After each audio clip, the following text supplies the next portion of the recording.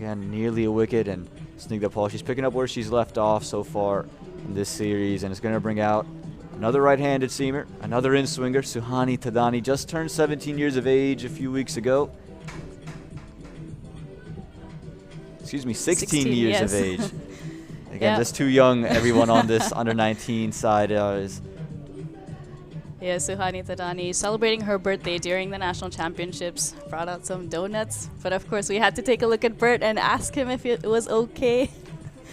Bert Cockley, of course, the strength and conditioning coach for the USA. I'm sure he had you in the gym afterwards. Yep. And Coach Shiv as well. Well, Thadani's got a slip to start off after seeing that swing early. Geeta Kodali has elected to keep one in for Ramnath. Yes, Aditi Chudasama at slip took a brilliant catch in the last game. Same combination, Thadani and Chudasama. Let's see what she can do today. Ooh, again, just a nagging length outside off stump, and Thadani keeps it just short of a length backward. Yeah. Not offering a full length for a drive.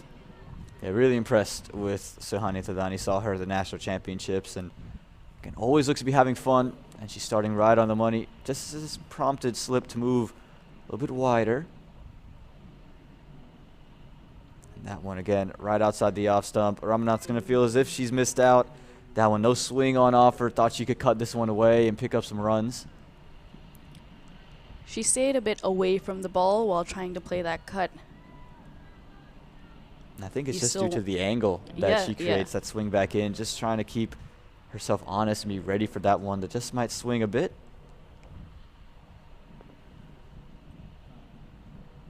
This time straighter, struck on the pads. It's going down the leg side though. But again, good change-up delivery there for Suhani Thadani. Yeah, Suhani Thadani, a very smart bowler. Her stock delivery is that outside off stump, back of a length, nagging away. Not short enough to go onto the back foot and hit a powerful cut or drive, or full enough to move forward. But she does change it up with one attacking the stumps. That one, of course, going down leg, but keeps the batter guessing. Again, full but driven just away from short cover, but it'll just go to mid-off. Again, it's been a strong start for Suhani Thadani. Comes from a cricketing background, family's in cricket. Her brother also plays cricket in the USA, and Suhani has the fact that she has debuted for the USA before him on his shoulders, and I'm sure Dave Thadani, her brother's not going to be happy that I just mentioned that one on air. Well, family rivalry. But he's a very proud brother. Has to be. Again, she's just been so good in the Nationals, and every format she's played so far, so good today. This one again, missed from the cut. Ramnath looked for a wide, but the umpire elected not to give it. Just teasing that wide line there. Good delivery by Suhani Thadani. A brilliant over so far, 5 dot balls. But she's been very impressive also, making her debut for the US last year in Mexico at the Americas qualifier, taking a bucket load of wickets. This time a flashing blade is going to split covers, and it's going to run all the way to the boundary for 4 runs. We saw 5 consecutive dot balls before this, but Ramnath finally gets the length she's looking for, gets the width, and puts it away.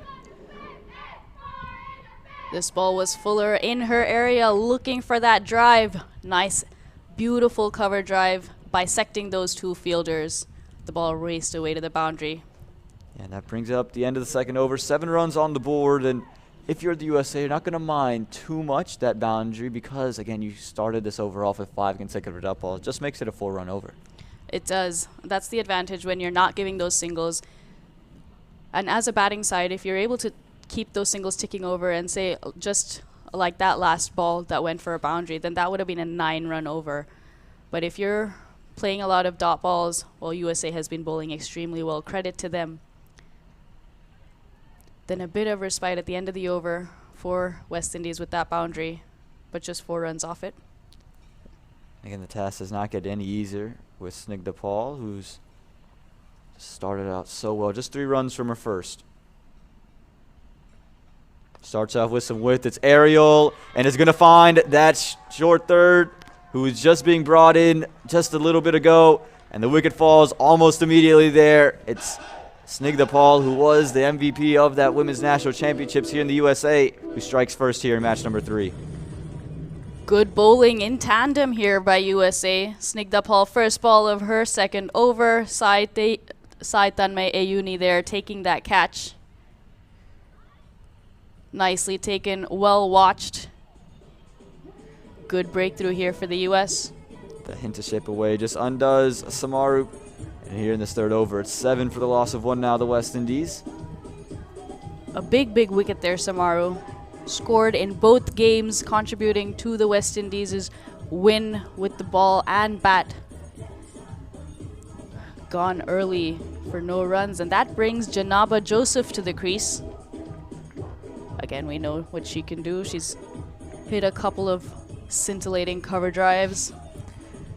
Yeah, fun to watch on tape, that is for sure. The leading run scorer in the Cricket West Indies Rising Stars just a couple months ago.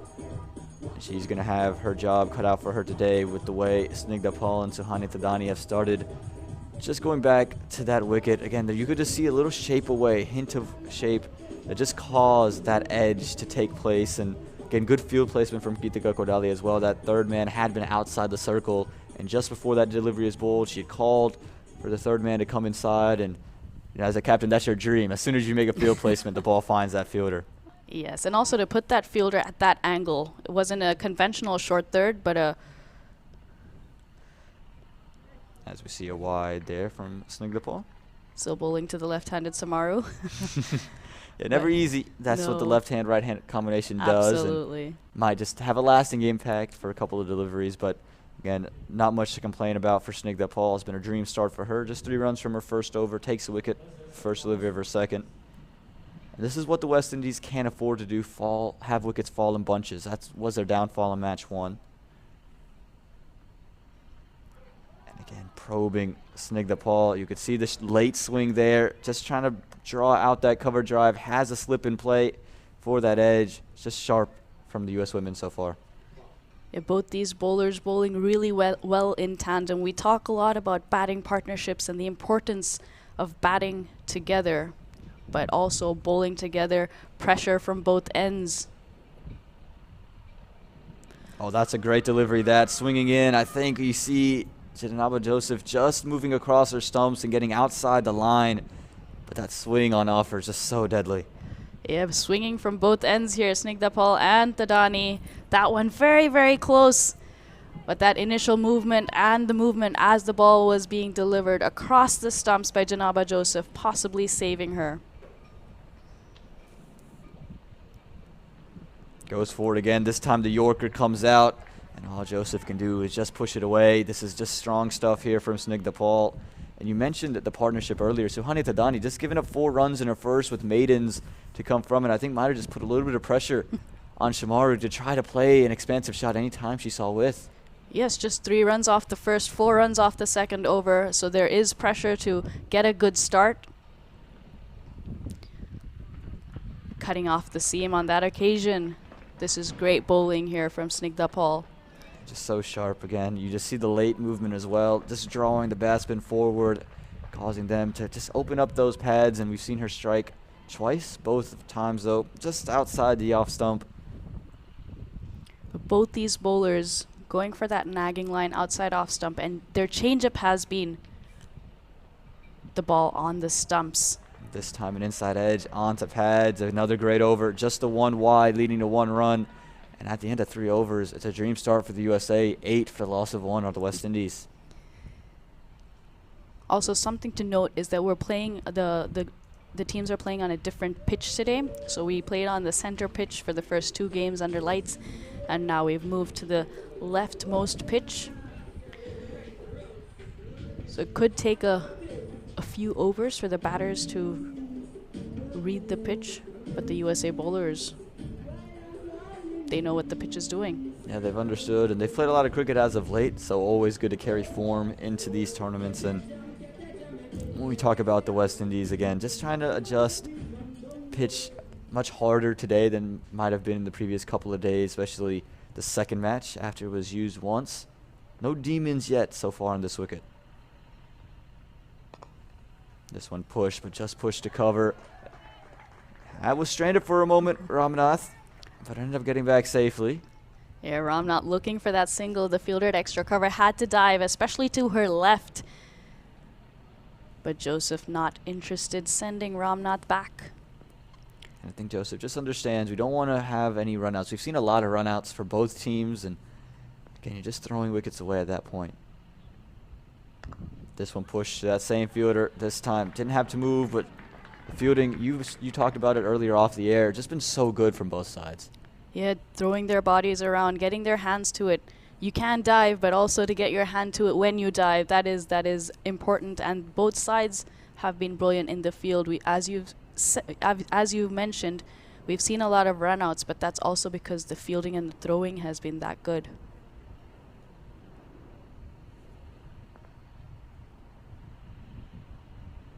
This time pushed into the leg side, just away from that fielder. They're going to go get one through mid-on. And again, a much-needed one. You could see the match scramble they were in, the West Indies, to try to just get a single, try to find a way to score off the bat. Didn't do it in that previous over. So just trying to find ways to force and knock that ball around. And we'll bring Jabba Joseph back on strike. Again, hasn't got off the mark yet. We know how dangerous she can be. Glorious cover drive on her. So this is a prize wicket for the USA. Yep, we have a sweeper cover for that cover drive.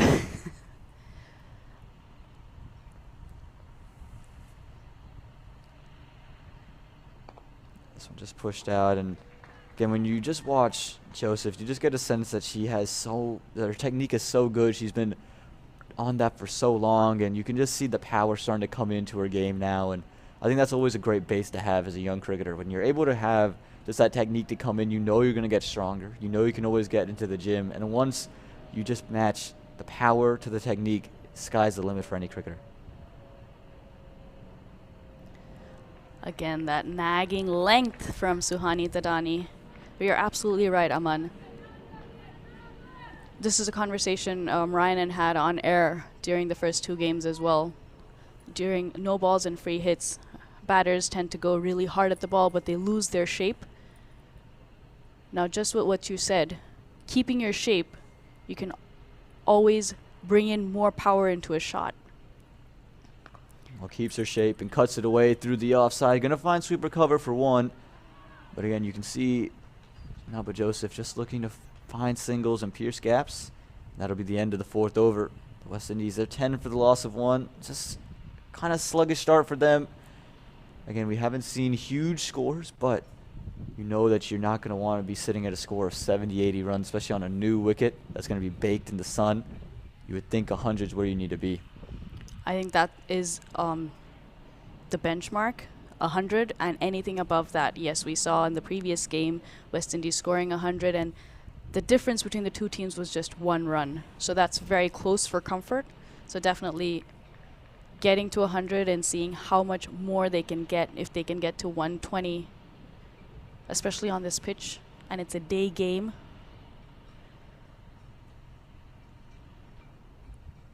That one just drifting down the leg side. Good athletic effort from Monika Kolan behind the stumps with the gloves in hand. She's been so good. Has caused three direct runouts, excuse me.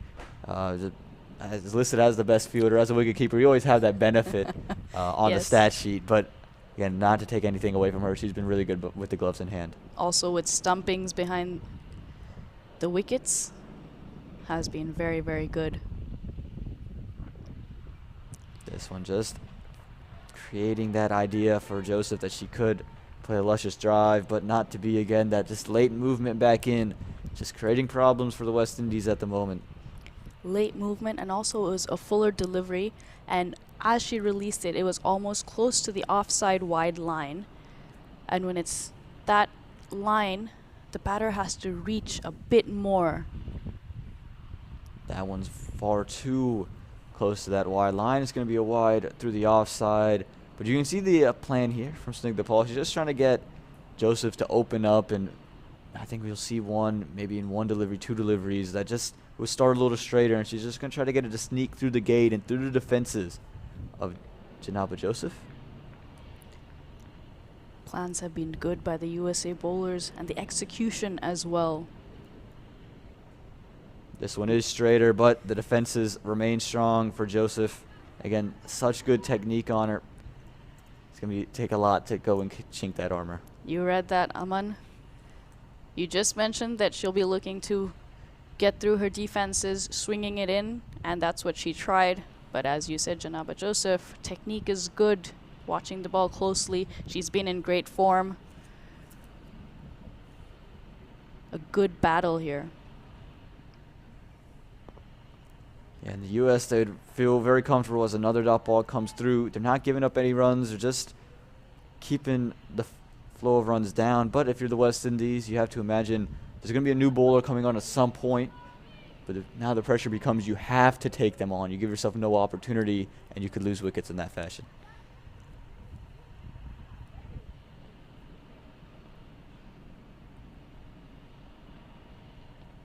This one just pushed through that third man region. Going to be at least one run, and they thought about a second for a moment. But again, good work in the field from the USA. No two to be had. Nicely played there by Janaba Joseph. Soft hands, guiding that down to the third man region. Very lucrative shot, that one. Yeah, can get a lot of runs behind square. Yeah, just have to get it between the fielders, and Janaba Joseph understands where the gaps are, knows how to pick it. That on display. This time it's driven through the offside, is going to go to sweeper cover. Just going to be one run. Again, the West Indies starting to throw their hands around a little bit more now, starting to just be a little bit more positive, which is what you're going to want to do as we come to the tail end of the power play. They do have the gaps, the sweeper cover and the third man fielders out, so you have a single opportunity there, but the USA bowlers have been really good to not allow the batters to access these areas. This one again pushed through the offside. Just going to be one. Oh no, it's going to be four. No, it's just going to stop up. A little bit of a misfield. And it didn't lead to any extra runs, which is maybe the wildest thing that happened on that play. It went through the fielder. He thought probably two on offer, but they're just going to settle for the one run. 5 overs gone, 16 for the loss of one. Maybe it was two. Maybe we just weren't paying any close enough attention, Shivani. But Lasya Mullapudi there coming around from sweeper cover, keeping that down to 2. What's also good to see from both sides is the fielders have hunted in pairs, helped each other. Even if, say, for example, the ball is going towards mid-off, the sweeper cover comes around, or the extra cover also runs to the boundary with the mid-off fielder, helping each other out. Always good to see. We're going to get to see spin on offer for the first time here. The USA, they've been so good with the pace. Now they're going to go with the spin. Tia Gonzalez comes into the attack. She only bowled 1 over in each of the games, opened the bowling in the first match. This time, bowling the 6th and the final over of the power play. A ploy we see more and more in modern day T20 cricket. Have a spinner bowl the final of the power play. It's going to start off with a dot ball there, just trying to follow Ramnath as she moves away and keep it out of her reach. Again, Gonzalez, he's a smart bowler, keeps mixes things up. Also has some quicker ones, can loft it up. As we see right there, that one's pulled away though, probably a no ball as well.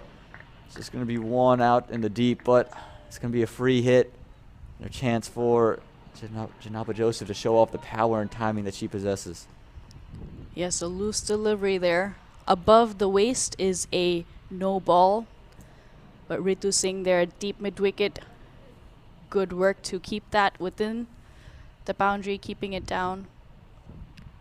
And you mentioned this just a little bit ago. We tend to see batters lose their shape here. It's important for Janaba Joseph to hold her shape as she tries to pummel this one. Went to pummel it, but just missed it altogether. You could see her turn all the way around. And most of the time you see batters square up to it. This time you could see just one leg in front. Opened up her stumps, and I think for Gonzalez, they're going to feel a little bit fortunate that one didn't see the middle of Janaba Joseph's bat. Yes, a big gap. There's only one fielder on the boundary on the leg side, so Janaba Joseph looking for that, but well bowled by Tia Gonzalez. Again, flighted, and just going to be pushed back. You know, even with that no ball, you're just talking about 2 runs from it, the first 4 deliveries with the free hit involved. You're going to be very happy with that start if you're Gidika Kodali. Again, just trying to test the way the spin is going to react on the wicket as well, if there's going to be a lot of turn on offer. This one met on the full. It's chipped up into the air. Going to just fall short of any of the fielders. Just going to be 1 run, but you can see Janaba Joseph just being a little bit more aggressive, using her feet, trying to get to the ball and push it into the vacant areas. Yeah, the West Indies batters have been very good about that. As soon as the ball is tossed up, if they can reach it, they've used their feet coming down the track. This time again pushed out wide from Ramnath. Again, that seems to be the ploy, just not trying to give it anything in the arc of Ramnath, keep it away from her hands and her blade. Yeah, Ramnath moving a long way across her stump. So even, for example, the first ball was outside that wide line. Should have been a stumping. Missed chance for the USA. Anika Kolan, we talked about it earlier. She's been so good behind the stumps. This time unable to collect it. And Ramnath survives. Very well bowled by Tia Gonzalez. A difficult one there, pitching right under the bat. Unfortunately, Anika Kolan not able to collect that. And at the end of 6 overs, it's 19 for the loss of 1.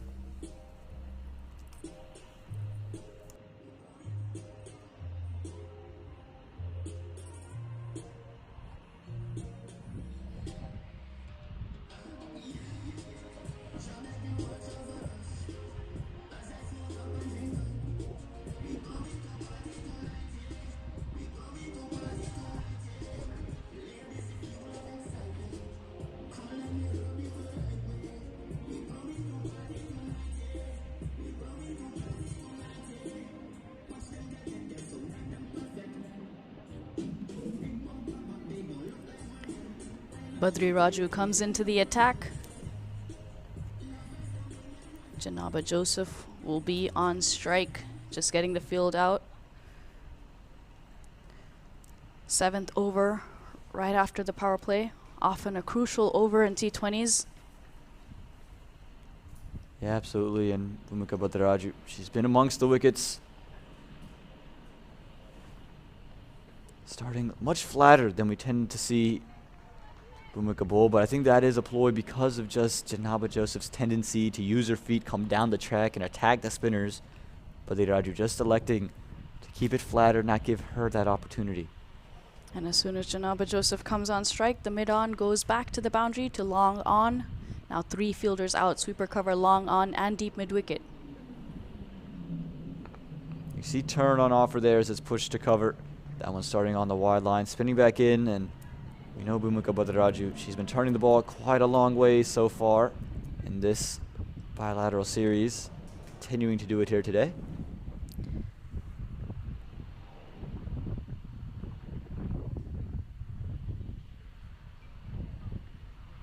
Again, turn this time cut, but cut straight to the fielder. You know, Bhumika Bhadraju, you get the sense that she's such an important bowler for the USA. She's a wicket taker. And when she's out amongst the wickets, it always feels like the USA are ahead of the game. Yeah, a wicket-taking bowler flights the ball, creates stumping opportunities, catch opportunities, is able to turn the ball on pretty much any type of wicket. This time an under edge, gonna miss and evade that off stump, but I've just been impressed. Bhumika Bhadraju, known for the loop and the flight that she's given, showing that she's not just a one-trick pony, changing it up, being much flatter. And you're going to use the loopy delivery as more of a changeup.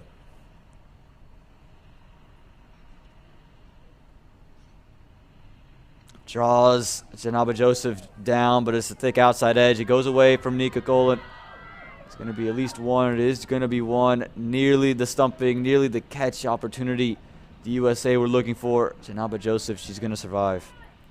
Yeah, Bhumika Bhadraju taking 2 wickets in each game, so a total of 4 so far, drawing Janaba out of the crease. Janaba getting just enough bat on it. A Thick outside edge. No slip in place. You see the fielder on that third man. I'd like to not have a slip. Rather strange with the way the ball is turning.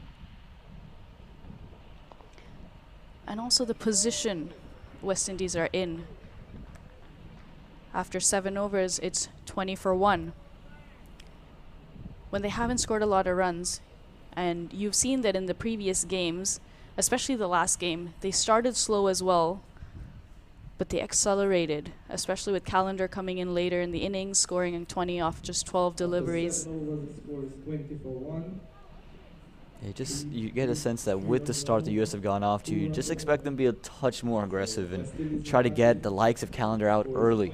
Let her face your best bowlers earlier on with more overs and more deliveries to bowl, because you know you have that big hitting to come. If you're Gita Kokodali, you might just be thinking of saving a Snigdha Paul, a Suhani Thadani, maybe a Bhumika Bhadraju as well.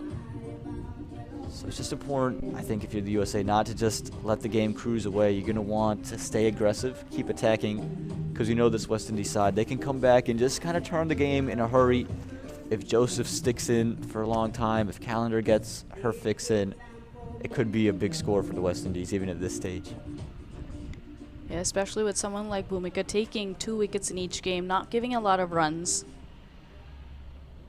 To give her that slip, that attacking fielder. Tia Gonzalez continuing. Again, the length from the spinners has been really good. It's been 2 different lengths, though. For Tia Gonzalez, she's kept it a little bit fuller and just dared the batters to reach out. For Bhumika, she's been more on that hard length we've seen the 2 pacers operate at, and both have been really effective.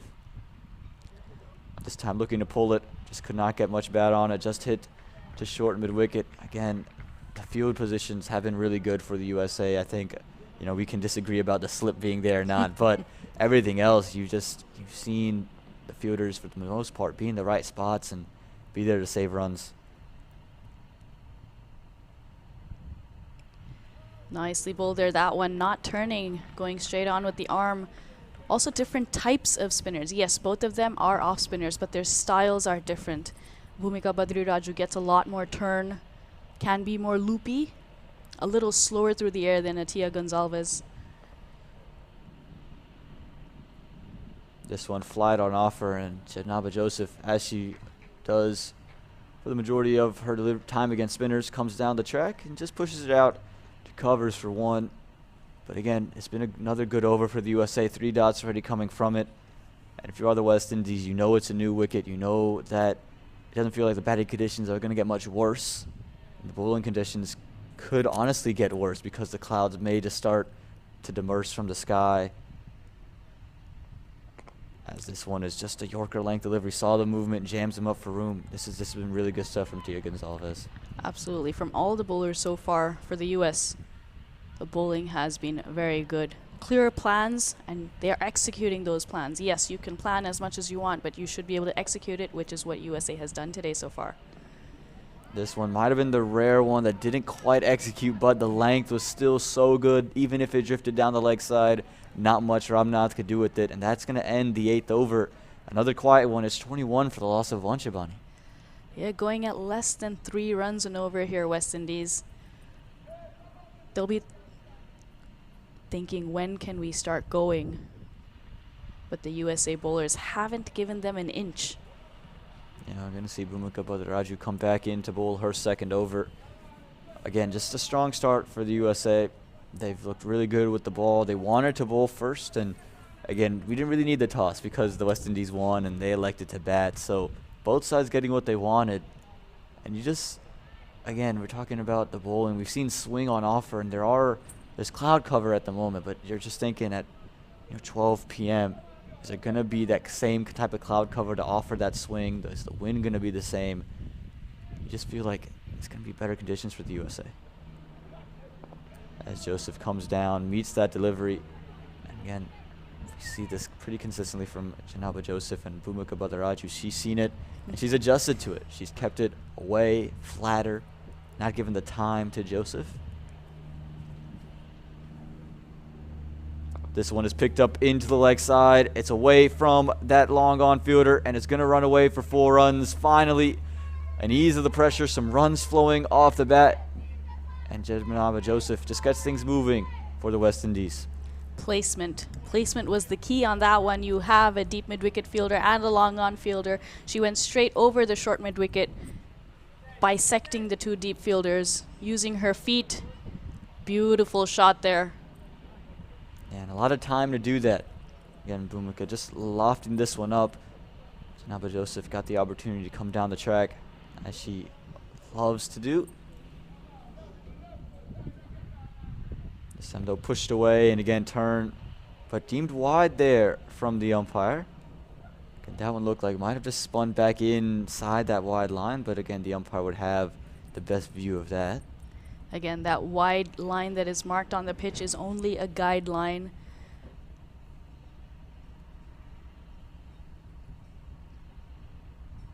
This one flighted up again and is pushed into the offside. It's going to find super cover for 1, but Janaba Joseph, she's not going to hang around anymore. She's played 27 deliveries. She's now looking to take the attack to the American bowlers.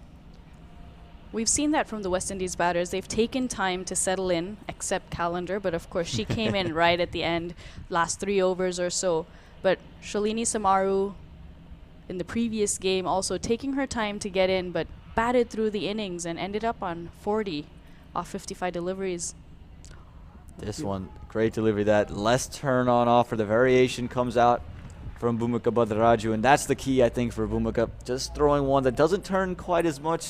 Both batters going to continue to play for that turn back in. And Ramnath, again, just a little bit sluggish in her start, but that's been a common trend for the West Indies. And I think because Janaba Joseph has gotten going, she's going to feel a little bit more comfortable in just pushing the ball around at this stage of the match.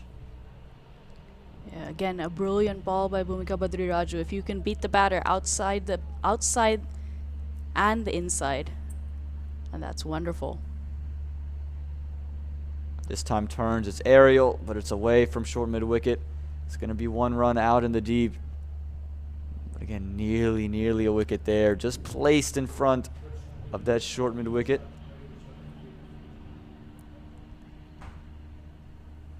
It looks like, of course, West Indies, with that boundary of Janaba Joseph earlier in the over, they're looking to accelerate. Again comes down, again pushing in that same region, but short mid-wicket this time, gets a hand on it. Going to keep it to just 1. Again, good efforts in the field from the USA. And finally an over that might excite a West Indian fan. 9 overs gone is 29 for the loss of 1. 8 runs coming off the 9th over. West Indies starting to get a bit of a move on here. We did see in the previous over drinks being run out, and again now maybe some messages being passed as well.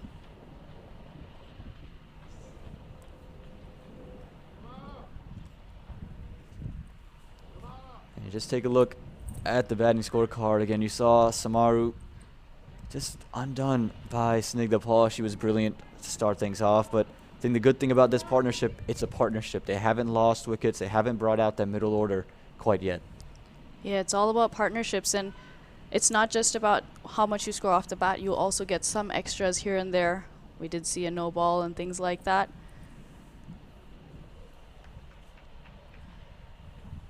But as the partnership builds, it brings some stability to the innings, and now they can start accelerating. It's going to be hard to accelerate, though, with Tia Gonzalez with ball in hand. She's just given up 2 runs and over 4 runs from her 2. And again, it hasn't opened up a lot in the field either. You see a deep backward square, a deep mid-wicket, a long on, and a sweep recover mid-off in the ring. And this one pulled away and is pulled out to backward square leg. Won't be deemed a no ball because of the initial movement from Janaba Joseph. Yeah, the ball was quite high, but Janaba Joseph came down the track. So as soon as that happens, it's difficult for the umpire to give that no ball, because it is when the ball passes the crease. If the ball would have been above the waist, then it is a no ball. I'm sure that's much to the distaste of you as a batter. And anytime you get a full toss and you've come down, you're like, oh man, should have probably stayed in my crease, would have gotten a free hit. Yes, but if it's obviously going to be above your waist, then yes, it is given. But as a spinner, nicely played there. Quick single. Comfortable at the end. Yeah, running's going to be important. Again, the boundary's not flowing. We've only seen the one. Just 2 in the innings, and we've just seen 1 since that power play has ended. So boundaries are going to be hard to come by. Going to find ways to get singles and the change in the field. Sweeper cover comes in, and mid-off goes into the deep.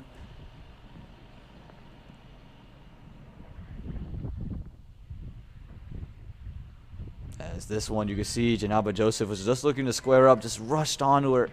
And you mentioned it, the difference between Tia Gonzalez and Bhumika Bhattacharjee. A bit quicker, and that one too full. Yes, she saw the line, it was middle and leg, and looking to go leg side, but a little too full to play the shot she was looking for. This time uses her feet and pushes it out to long on. Again, just got to find ways to push it into gaps. Whilst the balls are there. Direct hit out from the deep, and we've seen quite a few direct hits in our time here in Fort Lauderdale. And again, the fielding has just been really good. That time Snigdha Paul rifling it in from long on. And she's been kept busy at long on, ensuring those good shots are just kept down to 1. This time another full toss, straying down the leg side. Backward square has got her work cut out for her, but she's not going to get there. It's going to be 4 runs. A real loosener that from Tia Gonzalez, usually so tight. This time full toss and helped around the corner. Easy 4 for the West Indies. A full toss outside leg stump. The batter had also moved inside the line. There was a deep square leg in place, but because of the angle, she hit that almost towards a fine leg, getting that boundary. And that's going to do it. 10 overs gone, 36 for the loss of 1.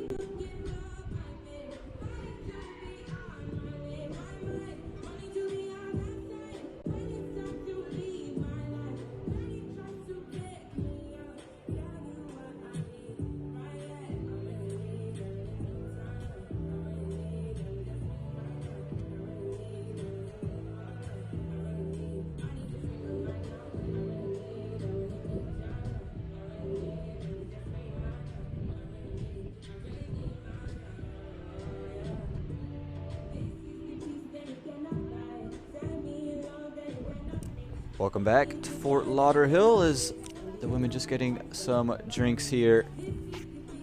Drinks break at the 10th over. The heat is ridiculous. The humidity even more ridiculous. 10 overs have passed. 36 runs on the board. The West Indies are going to need to get a move on things. And they did start to get a move on after the 8th over. So 2 overs of good runs for West Indies. Boundaries in both overs, and right after the drinks break, we see Captain Geetika Kodali coming on.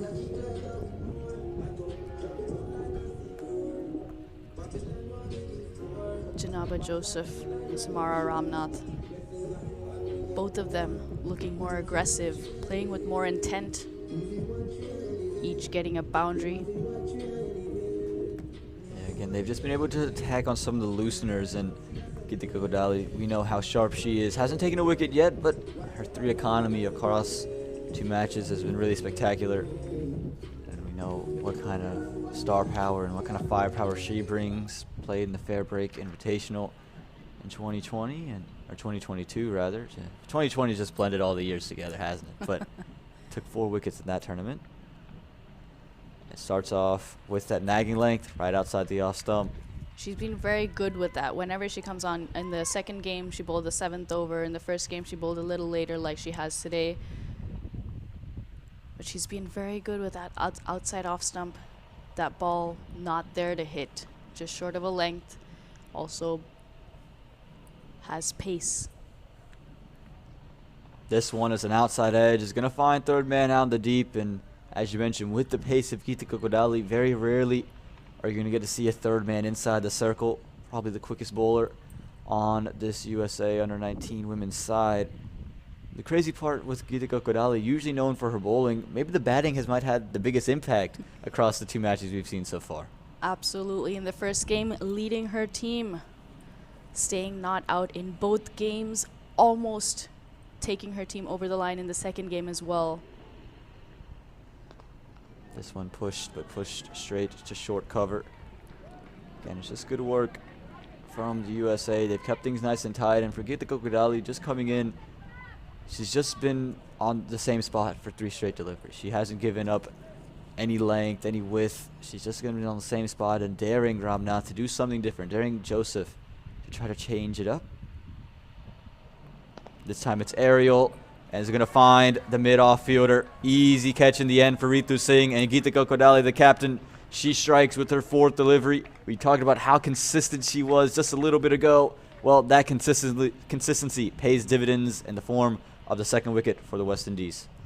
Samara Ramnath looking to take Geetika on. We saw on the previous delivery as well an expansive drive. This one uppish, mid-off, wide, and straight to her. Ritu Singh taking a good catch. A good wicket here for the US. Never easy to drive on the up, and again with Kodali's pace, makes it all the more difficult. And we'll bring out Nagiani Cumberbatch. She'll have to come in and play a big role with Janaba Joseph. We saw Cumberbatch in the first game scoring 4 and then getting out. Didn't get an opportunity to bat in the second, but joins Janaba at the crease. And not the position she would hope to have come into in the 11th over. 2 wickets down, only 37 runs on the board. But again, you're going to see a more aggressive figure from both ends. You have to believe, even as Cumberbatch looks to get herself going, you have to imagine that it's going to be Joseph who is going to continue.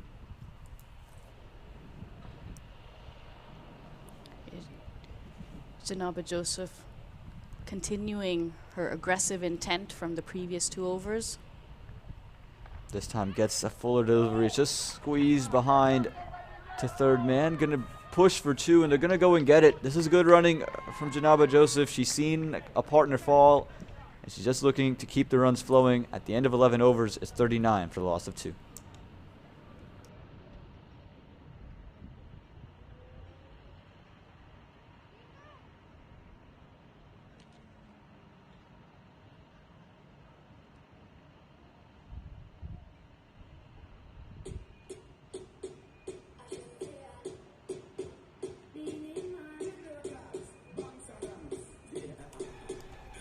Well played there by Janaba Joseph. That last delivery, it was fuller, it was wide, but she got nice and close to it. You could see that back leg almost at a 90-degree angle, bending, reaching for it.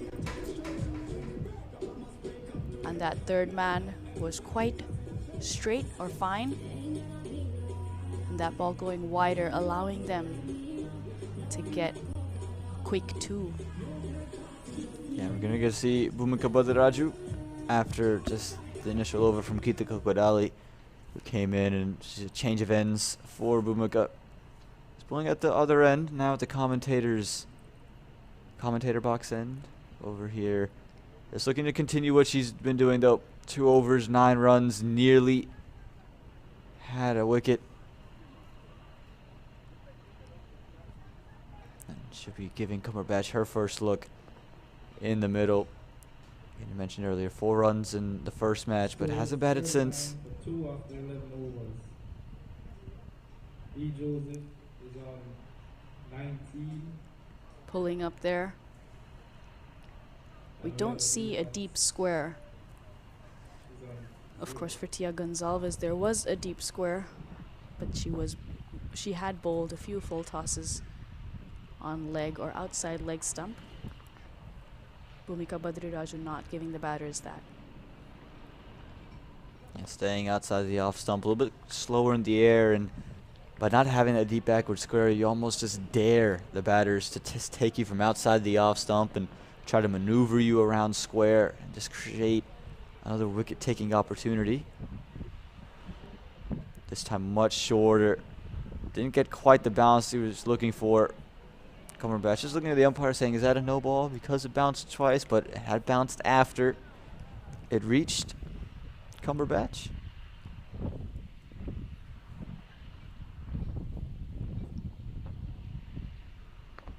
And just a push, and going to be a single out to long off. Good sharp start here for Bhumika Badriraju. Yeah, if the ball bounces twice before the popping crease, the crease where the batter is standing, then it is a no ball. But if the second bounce of the ball is after that popping crease, then it is a legal delivery. So although that ball bounced twice, as Aman said, the second bounce was after that crease, so not a no ball. This one is going to be cut into the offside super cover. Just going to collect it. And Joseph, who wanted a second, turned down. Again, probably a good call in the end. That Mitali Patwardhan throwing it in. Yes, getting to the ball quickly and throwing it in without any delay, denying the batters a second. As this one is going to be aerial down the ground. It's just going to bounce over to that square fielder on the onside. Again, but you can see the intent here from Cumberbatch. She's also probably been given the instructions from the dugout.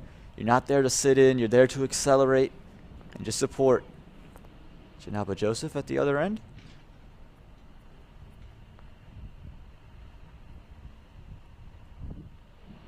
This one again cut, but going to be finding Gitika Kodali. Just sitting there and gets up a little bit gingerly, but that'll end the 12th over. Another good over for the USA, 42 for the loss of 2. You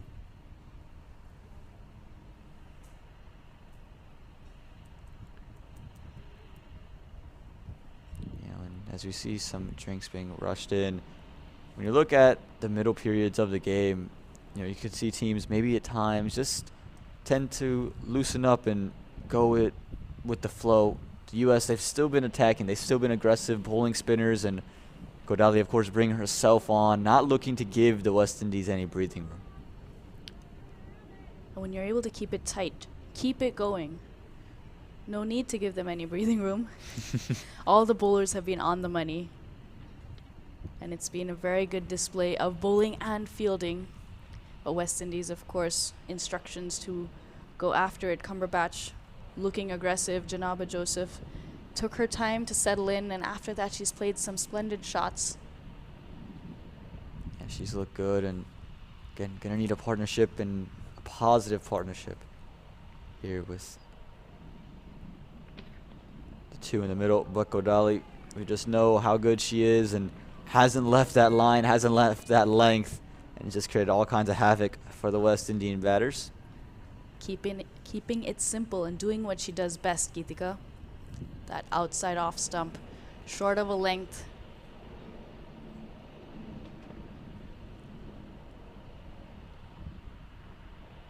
This time, a little bit of swing in. Again, that time starting much straighter. Just the change up there, and Cumberbatch, fortunate, didn't find an edge, didn't find the gloves of Golan behind the stumps. And it's just a strong start for Geetika Kodali. Yeah, with 8 wickets to go, plenty of batting to come for the West Indies. You still have Callender in the dugout. Another great ball here, Geetika Kodali. A little bit of shape in, just missing that outside edge.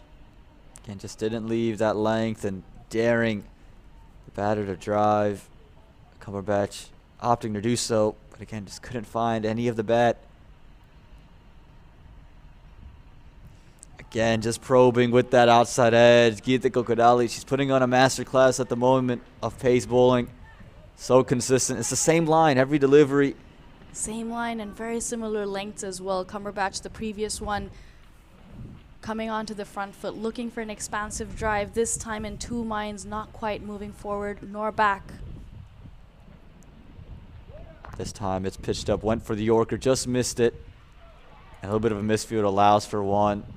Again, the fielding's so good. Rare to see a misfield, but that rare misfield from Ritu Singh just leaks a single, but still, it's just another really good overread. Even with that single, Cumberbatch gets off strike, but still the pressure is there if you're Janaba Joseph. You know you can't have a 1-run, a 2-run, a 3-run over anymore. You have to find ways to score at least 5 and over from this stage on, and that would be a minimum.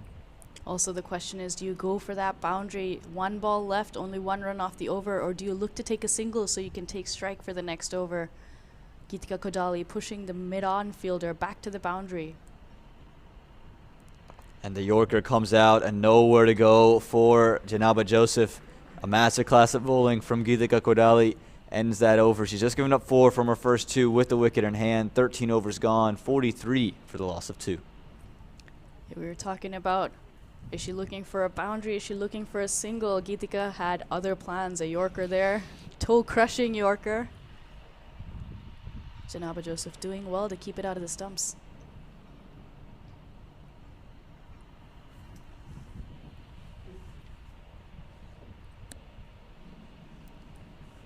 And Tia Gonzalez, who's going to continue, again, her last over, the most expensive of the bunch. Just got a little bit wayward, gave up a couple of full tosses, but other than those 3 full tosses she's bowled, she's been really sharp today. Absolutely. Only bowling 1 over in each of the previous games. This time bowling out her quota, but only given 11 runs in her 3. And a much better start this. Again, it's just the full tosses that you're worried about if you're the USA. That's the only time she's given up runs, and other than that, it's just, runs have been hard to come by, and that's why she's been given her full quota. Just the confidence they have with the way she's bowling. Again, it's Cumberbatch on strike. Who pushes this one, but straight to short mid-wicket. Just struggling to find gaps and pick gaps. And this is exactly what the USA wanted, because you know as soon as Janaba Joseph gets on strike, she's going to try to make it up. Just can force that false shot out of her. You see her headed back. It's a big win. Look to cut it. It's aerial. 1 bounce to short cover. Extra cover and mid-wicket. Such important fielders and field positions, and US has done an excellent job. Whoever has been in these positions has moved well, stopped the ball, getting the back in. We're just almost running out of adjectives for how sharp the USA have been so far, as we're going to get to see Janaba Joseph once again on strike for the later stages of an over. Exactly what the USA would want. They want her to be off strike as much as possible. They would love it if she stays facing just 45 deliveries in the whole match. They take that as a big sign of relief and a win for them.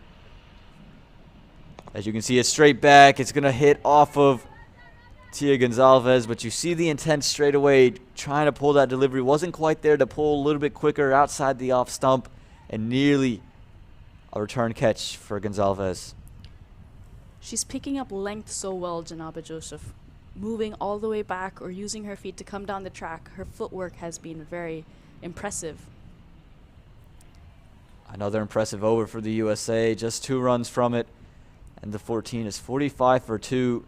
And again, exactly where the USA would want to be, with plenty of bowling options left as we take a look at this replay. Again, this is the one from Janaba Joseph. Might have just been a little bit too full to get onto the back foot. Maybe staying a touch low. It did bounce in front of Gonzalez, but again, nearly the wicket. If you just take a look at this bowling card, there's no blemishes. There's no blemishes on this bowling card. Everyone with an economy, the highest economy is 4. And when that's, you can say that as a side, you feel pretty good about what you've done so far. Yes, in a T20, 4 runs and over. If you go 4 runs and over for the entire innings, you get 80 runs, and that is very good. And everything is less than that, 2, 3. It's been excellent. Snigdha Paul and Suhani Thadani starting off really well. And the rest of the bowlers just continuing that tight bowling and great momentum.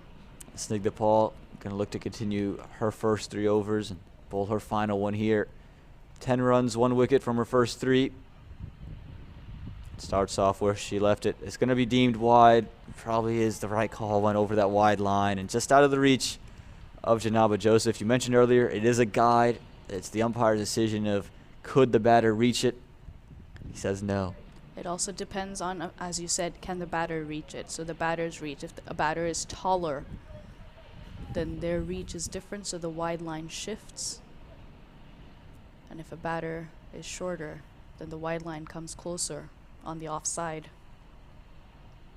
This one is up in the air, and it's going to be another catch. It's Ritu Singh once again at that mid-off position, just trying to go over the top. We talked about it earlier. Janaba Joseph must have been feeling the pressure, saw finally a fuller delivery, but just couldn't get enough bat on it, and just found Ritu Singh, who's taken a good catch earlier, takes one more. Yeah, Janaba Joseph not getting a lot of the strike in the past few overs, trying to go aerial. Ritu Singh making good ground, was not inside the circle but ran all the way in to take that catch. Third wicket goes now for the West Indies with just 46 runs on the board and none bigger than the wicket of Janaba Joseph. And it's Zayda James who's coming in with bat in hand. You might have expected it to be maybe a calendar, but I think they're saving her for the final 5, so they opted to go to Zayda James. Also the right-hand, left-hand combination. Zayda James being a left-hander, Cumberbatch being a right-hander. Ritu Singh did have a few misfields today, but whenever that ball has been in the air, she's taken them. That's important. The catching has been good. Zayda James will start at the non-striker's end. Probably the most experienced of the bunch here. Has traveled with the West Indies side, played with the West Indies A. We'll get more to that later. But Cumberbatch just fends this one away, and will bring Zayda James on a strike. And I'm sure you've seen a bit of her through your time, just here and there, and again was part of that West Indies squad, played with the West Indies A earlier this year, and again, just a really talented young cricketer that should be a really good talent for the West Indies. Yes, very talented, also very positive, enjoys water sports as well in her free time. It's not a sentence you hear all the time, water sports. And not with cricketers, no, not often. That one's going to be a wide start up, more conventional wide that time. But you mentioned water sports. I'm having a hard time thinking the last person that's said to be cricket or non-cricket that said that they enjoy a good water sport. Everyone enjoys a good swim, but not sure everyone enjoys a good water polo game. Or having a hard time thinking of water sports, to be honest with you, Shivani. We're so used to seeing a green field. This time much straighter and just worked through the leg side. Good positive start here for Zayda James. She picks up 2 from her first delivery. Again, it's a placement. You've talked about it earlier. Just placed it through fine leg and it would pick up 2 runs. Yeah, a square leg fielder inside the circle. But playing it nice and late with soft hands, turning it around the corner. Now that fielder coming finer. And Zayda James so quick on the field and between wickets.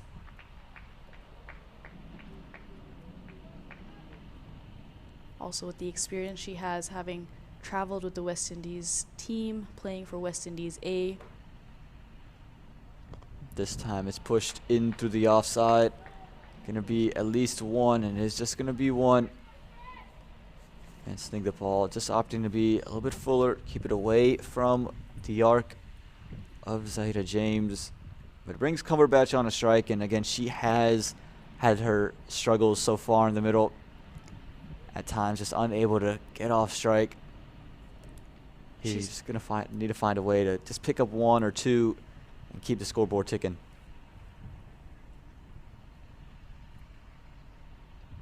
This one aerial and finds Geetika Kodali. Safe hands, and the struggles come to an end for Cumberpatch. Again, just hadn't really been in full flow. She's disappointed in that dismissal, but again, just the way it felt on the cards almost. Felt like it was bound to happen. Yes, she was trying. Her intent was there to go after the bowling, especially when she came in. But this one, well bowled. That ball not there for the drive. And Geetika Kodali at extra cover.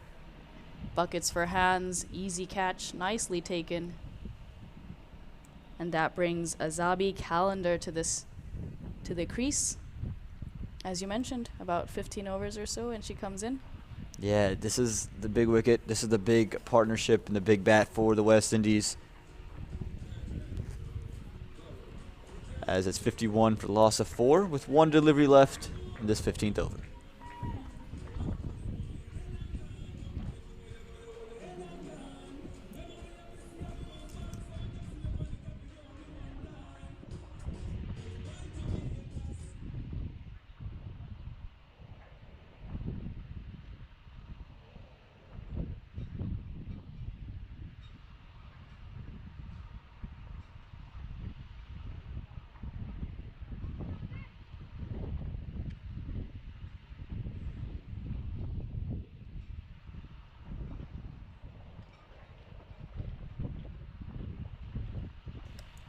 Snigdhapal, final delivery of the 15th.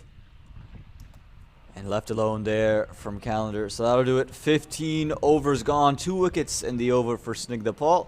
And her spell ends 16 for 3. And at the end of 15, it's 51 for the loss of 4.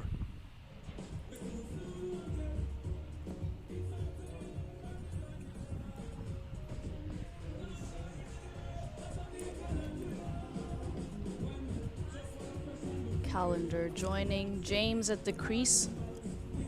Also making it a right-hand, left-hand combination. Zeta James captaining the Windward Islands team in the Rising Stars tournament that happened a few months ago.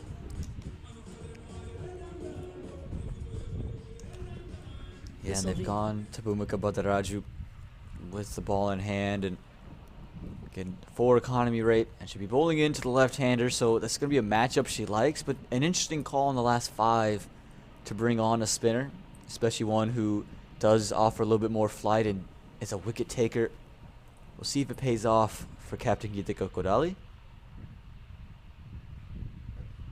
Starts flat though, and I think that's probably where she's going to want to be through most of her over. We've seen in the previous games Geetika Kodali being comfortable giving her spinners the ball in the death as well. This one again pushed and just going to beat that fielder inside the circle on the offside. Makes an easier single. And again, this is another matchup. It's Calendar, who's a big hitter of the ball, likes to swing, throw her hands through the line. Now she's got Bhumika Bhadaraju, who turns it quite a well away. And back into the right-hander. We'll see what the plan is here from Calendar and what the plan is from Bhumika. I think this is really a matchup where the ball is going to spin back into the right-hander. And we know that Calendar is going to swing and go at it. And we've seen that Calendar likes the square leg region, so therefore deep square leg going out, sweeper cover coming into the circle. Goes into the leg side almost immediately. Going to pick up 1 down there. You can see her square herself up as soon as she's picked the length. I think for Bhumika that would be a win. She just doesn't want to give Calendar the ability to free her arms and throw it into the leg side. More so make her manufacture that shot. Keeping it flat, so she goes on the back foot, but not short enough to take full toll. But if she tosses it up, it gives Calendar the opportunity to dance down, go over the offside as well if needed. This one just pushed into the offside, but no run on offer. Again, never easy to get in and get going straight away, and that's the position both Zeta James and Calendar are in. Yes, Aditi Chudasama there at point.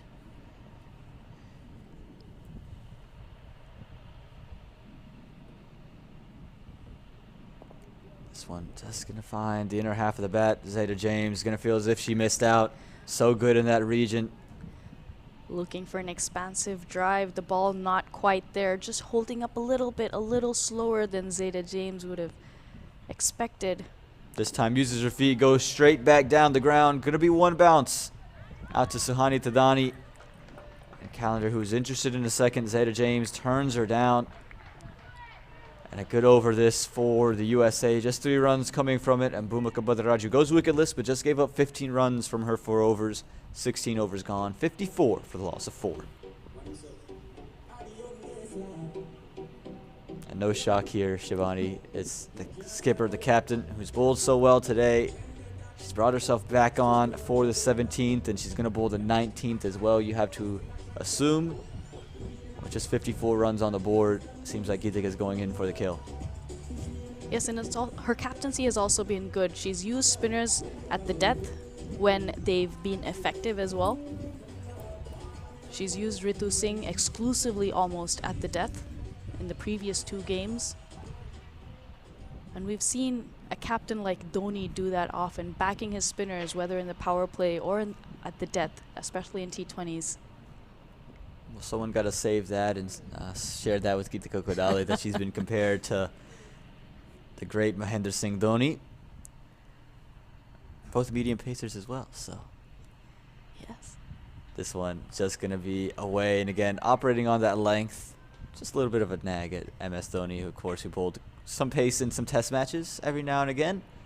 But Kodali, she's put on a master class. And if you want to write a book about how to bowl medium pace, you might just need to look at this match and see what Geetika Kodali's been up to.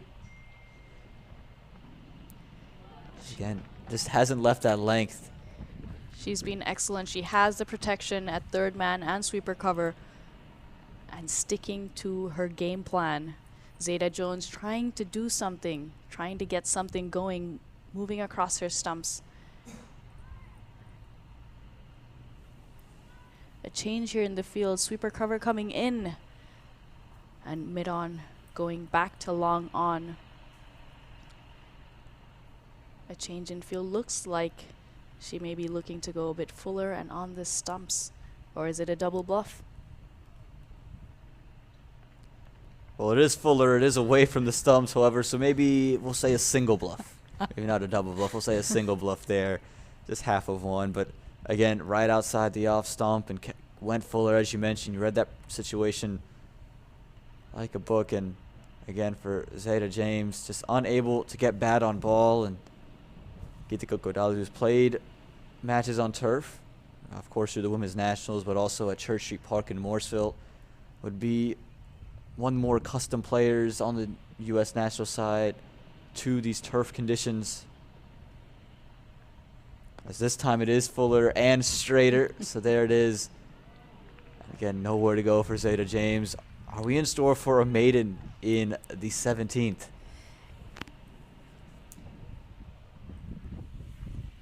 That long on fielder, the previous delivery had come into mid-on and the sweeper cover was sent out again.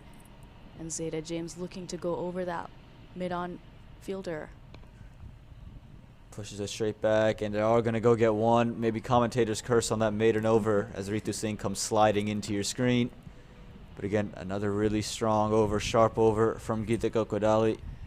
With just 1 ball to go, Calendar's been off strike the entirety of this over, which is another big win for the USA. And if she wants to go and hit, she's got to hit with 1 ball. Yes, Aman, and it happens every time. As soon as you say, oh, 5 good balls, 5 dot balls, the next ball is either a boundary or at least a single, and you're like, it may be a maiden over, but as soon as you say it, it's almost like we're jinxing it. Commentator's curse. Commentator's curse. We just got to stop saying it. I think that's what all the fans are telling us. They're screaming at the screen, stop saying things. Just if you think it, keep it to yourself. Exactly. This one slower, fuller, straighter, and nowhere for Calendar to go. A great over from Geetika Kodali. And just gave up 1 run from it, and at the end of 17 is 55 for the loss of 4. This is looking very good for the U.S. 3 overs to go. They'll be happy to keep West Indies under 100, which is what they gave last time, but looks like less than that this time as well. Maybe around 70 to 80. Well, they chased down 70. They chased down 80 with, I don't want to say much ease because they were 25 for 5, but they did it in 17 overs, led by Geeta Kakwadali. So they feel comfortable chasing 80-odd runs. And we're going to have a change in bowling. It's Ritu Singh, who's been good with the ball, keeps the hat on, which Ryan loved, and I love it as well. She's going to come in to bowl this 18th over and possibly the 20th.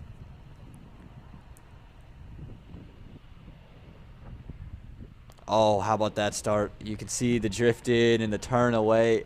Ritu Singh's so smart and just been showing off so far here in Florida.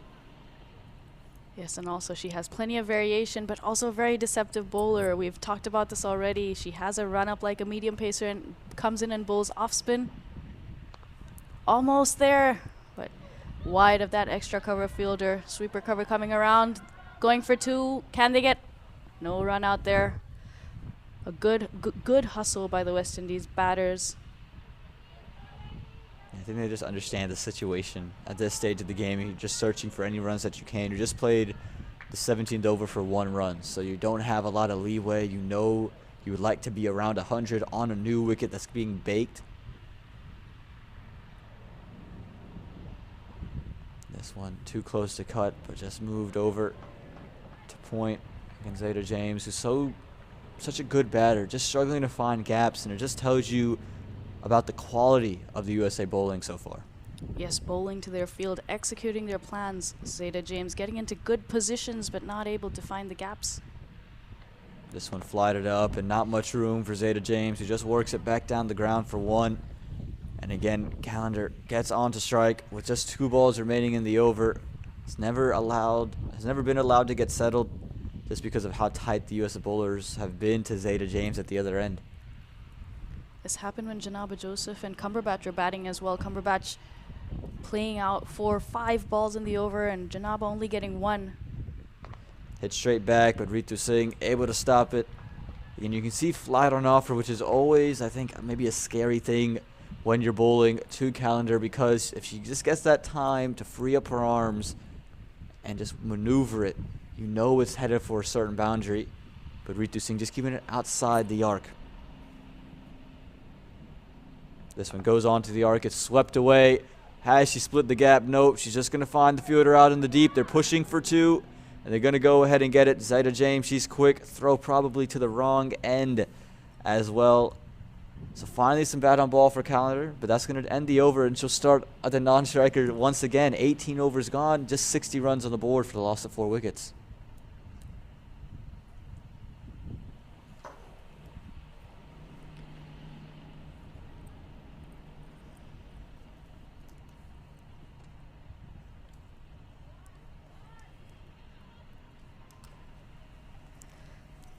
Well, we're going to get to see a change in bowling. It won't be Geeta Kakwadali, who we expected to bowl the 19th.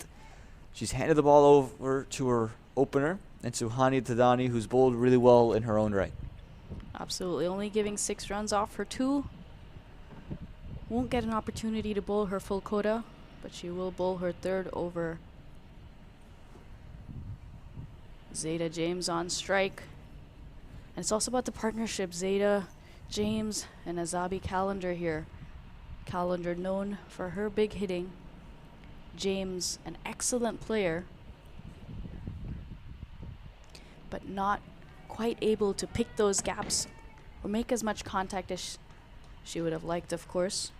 Today, it's about today, right, Aman? Doesn't matter how good a player you are, on that day, whoever is better. When you step on to the field, all the reputations go by the wayside. It's about executing, and right now it's Hani Thadani and the USA bowling attack. That's just executed brilliantly all throughout the day, and Thadani on that length that she started with, that Kodali continued with, and they've just never let up. Zeta James, very good player, promising player, plenty of potential, plenty of experience. Not quite at her best with the bat today.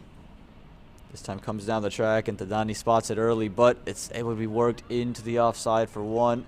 They're going to push for 2. Chance of a run out. And Zeta James, she's quick, and she's quick enough. That's really good work from her. Went all out.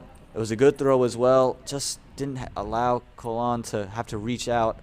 But Zeta James made quick work and quick ground to get back for 2. Very quick between the wickets. But maybe missing a trick here. If they'd run a single, Calendar would have been on strike. And the way she was hitting the ball in the previous game, and the way she's, of course, her intent is there, coming in at the back end of an innings. Yeah, you bring up a really good point. Maybe missing that trick. You want to scour for every run you can, but at some point you just think Calendar gives you that best opportunity, especially with James struggling. Bad on ball, though. It's whipped away through the offside. And what struggles is she facing? That's 4 runs right on cue. Shivani, commentator's curse. This might be a blessing for Zeta James. That's 4 runs here in the 19th. She's listening. She heard us, and she went for it. Coming out of her crease, moving nicely across, getting to the pitch of the ball and under it, going through that offside. Beautiful shot. Full-blooded drive. Beautiful. Yeah, and that one, just the length, a little bit astray there from Suhani Thadani. Just a touch fuller in that length, just allowing James to play that luscious cover drive that she possesses. Slightly fuller by Suhani, but also Zeta James used her feet really well to come out to that ball. Again, walking a bit. A really good adjustment there from Suhani. Just pulls the length. Is going to end that over. Or no, it's just still 1 delivery to go. Zeta James struggling. Not sure if it's her ankle or her calf maybe cramping up. Yeah, looks like there is that cramp on that back leg, and you can see the umpires calling for the drinks in now. And you can see just gingerly moving across at the moment. I hope she's all right. It can continue to play. She's crucial to the West Indies' fielding effort and her bowling as well. Left arm spin. Yeah, you see right there. I'm not sure if the ball caught her on the way through, but it doesn't look like that would have been the issue either, because it looks like it is that upper leg that is just cramping up. Again, very hot, very humid. The sun has been out. It was rain earlier today. The way it started raining, I was like, oh my God, there's rain. When is it going to stop? But then it only rained for like a minute or 2. Aman, you said, yeah, it'll stop in 2 minutes, and it was gone. Yeah, it's Florida. That is the way it works. And we're just going to take a look at the fall of wickets here. Again, it started early for the USA. This one, Snigdha just getting that outside edge out to that short third. Samaru was the first to go. And then Samara Ramnath caught at mid-off. Snigdha Paul taking 2 wickets in this over. Ritu Singh taking both of those catches. This one again, Snigdha just finding Geetika Kodali. Again, just so good. And if you look at all those deliveries, they almost look identical when bowling to the right-hander. Everything looked like it hit the same length, the same line. And you might have not noticed there was a Geetika Kodali wicket in there and Snigdha Paul wickets in there. So everyone's just been on that same area, and it's been so good. You could probably just draw a box, and you could probably see just right there where there's a little bit of dent, a little bit of darkness in the wicket. It's just the ball has been hit it so many times, right on that good length outside the off stump. It would be interesting to see the pitch map of this innings. They've been so consistent, not just 1 or 2 bowlers, but all of them. And clear plans. They've had that variation of attacking the stumps. But if they bowl 4 balls or so outside off stump, 2 balls attacking the stumps, it's been quite clear what their plans have been. This time, Thadani attacking the pads. It's going to be 1 off the leg buys. And that means Zeta James will remain on strike for the final over. And Calendar is going to be just stuck at the non-strikers end once again. At the end of 19, 67 for the loss of 4. This is a huge, huge win for the USA in terms of what they've been able to restrict the West Indies to. Yes, in the first game, West Indies scored 79 runs, which the U.S. chased down in 16.3 overs. So plenty of time in that game left. And this time, can they get to 79? Make it an even 80 target. That's quite a bit of 12 runs. Well, it's going to take quite a task. It's going to be quite a task for Zeta James. She's going to need nothing short of something special because Geeta Kodali's only gone for 5 in her first 3, and with these two batters in the middle, only went for 1 run in her previous over. So you have to imagine that it's going to be very difficult to get deliveries away, but the beauty of the final over, just like what happens when you step on the field, reputations go by the wayside. Whatever happened earlier goes away. As a bowler, you could have given up 0 runs through 3 overs. You bowl the final over and you give up 17. And you could be giving up 17 and over and then give up 3 in the final. So anything could happen in the 20th with 67 runs on the board. Again, you'd think the USA trying to hold them under 75. And if you're the West Indies, just trying to get to 80 runs, make it an even chase. Starts off with the quick single inside the circle. Won't mind it if you're the USA. The extra cover fielder a little deeper than she's been throughout the innings, but an interesting field on the previous ball. If you look at the leg side field, there was a square leg near the umpire, a wider mid-wicket, and a straighter mid-wicket as well, all on the circle, because they didn't have a deep fielder on the leg side. But Geeta Kodali likes to keep it on the offside. But for Calendar, she has a deep square and a deep mid-wicket, along on 3 fielders on the boundary on the leg side. Kodali operating on that one. This time a little bit of movement away from the right-hander, just mixing it up. Calendar finally getting some strike early on in the over. Unfortunately for her, it's Geeta Kodali's over, and Geeta Kodali's been at her absolute best here today. That sweeper cover fielder goes out since Kodali has been consistently hitting that outside off stump line. This one pushed, but pushed straight back to Geeta Kodali. A look upwards from Calendar, just frustrated, unable to get runs away.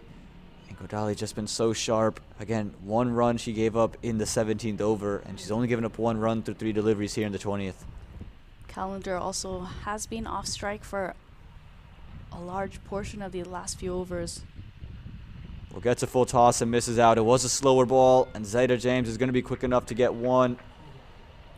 Again, that slower one just deceiving Calendar, giving less leg buys. Good over so far here by Geeta Kodali. The 20th over, the West Indies on 68. How much can they make off these last 2 deliveries? Zeta James hasn't really found a liking to Geeta Kodali, but she's going to be able to have a little bit more gap in the offside with the fielders back on the circles. So chances to drop and run here if you are the West Indies. Goes for a big swipe and a big miss once again. Kodali just keeping it away from Zeta James. You thought maybe she just might just tap the ball down and take off.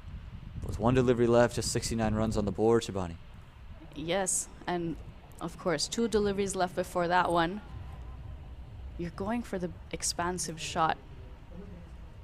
Unfortunately, not able to get any bat on that. And they would have taken off. But the ball going straight back to the keeper. This time goes aerial, goes down the ground. Going to be 1 bounce over to long off. And just 1 run to end the innings. So just 70 runs, and even 70 runs for the West Indies as they made their way over. Geeta Kodali finishes her spell of 4 overs, just giving up 7 runs and taking a wicket.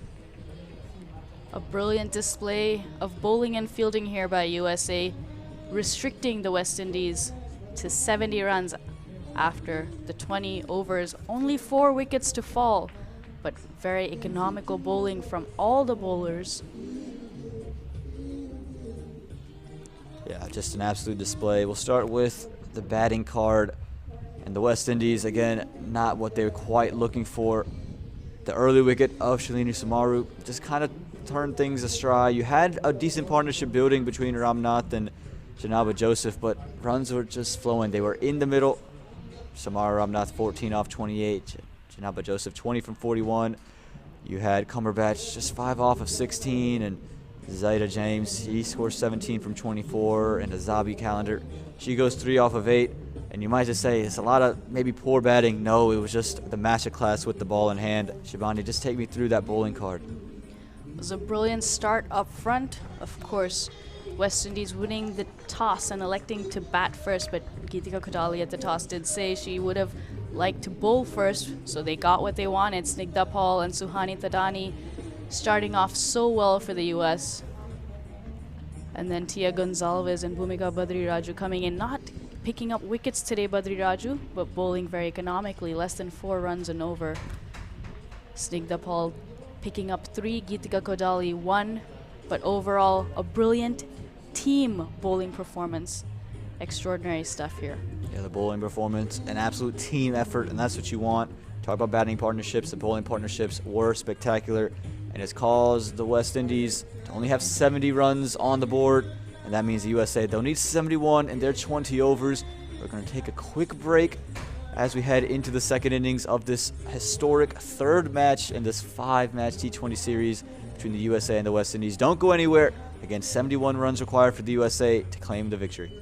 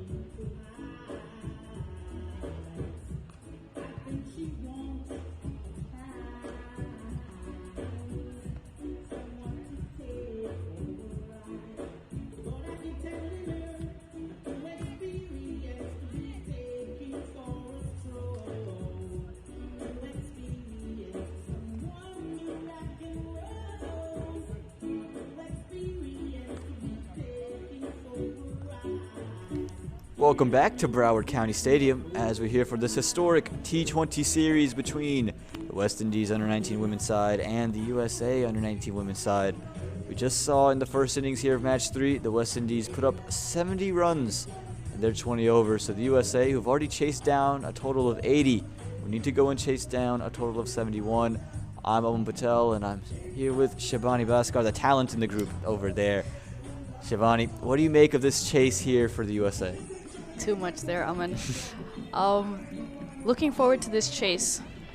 Can be interesting. West Indies have been tight in the field. They've bowled well in the previous game, taking the game down to the wire to the last ball as they make their way onto the field now for the second innings.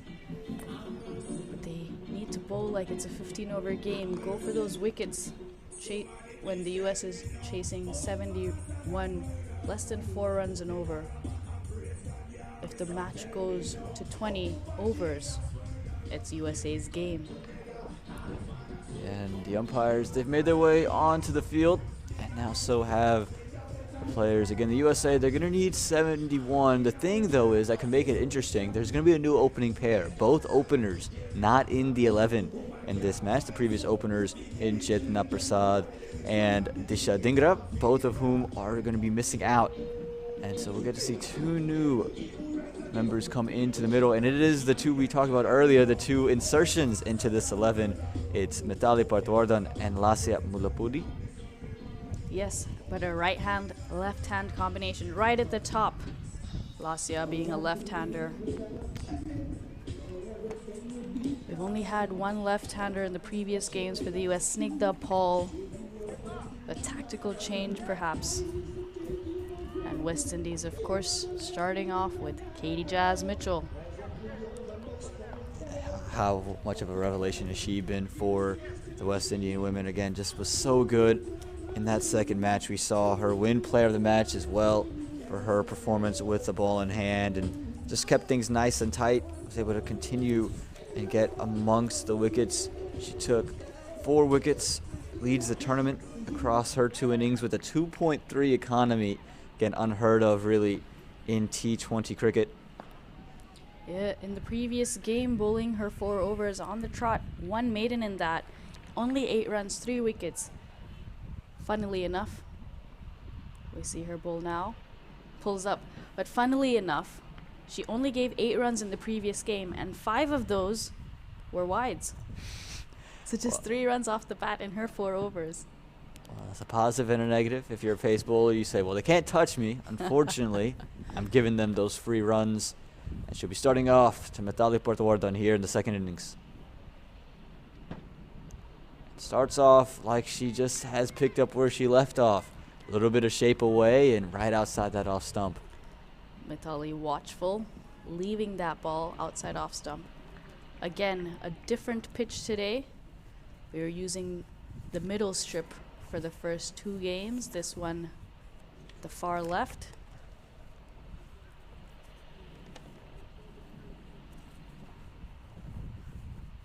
This one going to be called wide there from the umpire. We talked about it, 5 wides in that second match, just giving up 8 runs. When we talk about Mithali Portawardan, hasn't seen the field until today in this series, hails from more so North Carolina. And given her a chance to open up top, and she's going to want to execute and make the most of this opportunity. Absolutely solid technique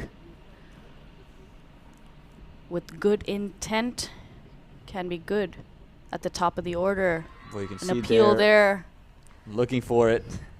Just evading that outside edge. And just tempts the batsman, Mitchell, doesn't she? Just tempts them to play that expansive drive. Yes, quite full, but Mithali Portawardan playing over that ball. An appeal by keeper slip, and the bowler, the umpire, not interested.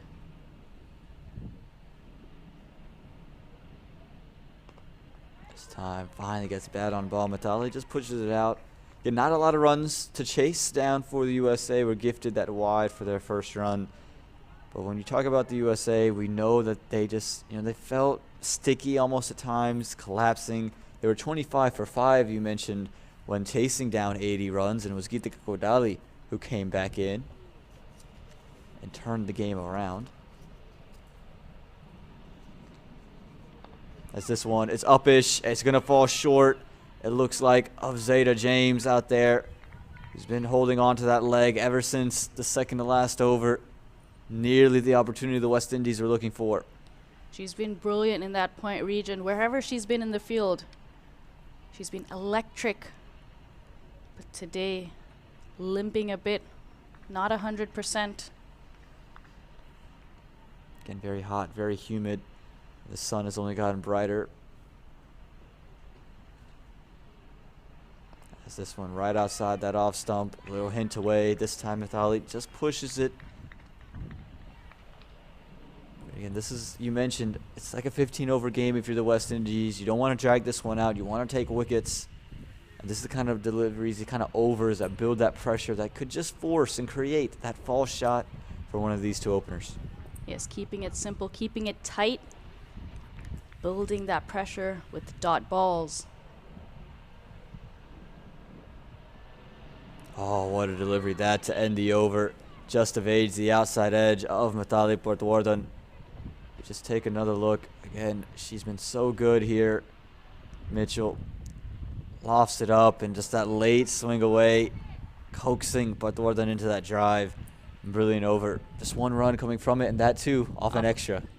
Yeah, that hint of swing away from the right-hander. It's so beautiful to watch. She did have a slip in place as well in that first over. It's a good start for the West Indies here.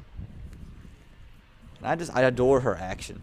It's very simple, comes in, and it just aids that swinging nature of the delivery. Even with the sun going out, not as many clouds covering the sky. She's still able to extract some swing out of that ball. And again, the action's so simple, doesn't get stuck anywhere. And again, I really like what I see from Mitchell. But we're going to get to see spin from one end, and it's what we've constantly seen from this West Indies side. Shalini Samaru coming in with ball in hand. Didn't have the day with the bat she was looking for, but looking to make a big impact with the ball. She's been very consistent opening with Mitchell in the previous game as well. Yes, bowled one change in the first. But this opening combination of Mitchell and Samaru for the West Indies when bowling has been good, keeping it tight. Both of them bowling out their 4 overs.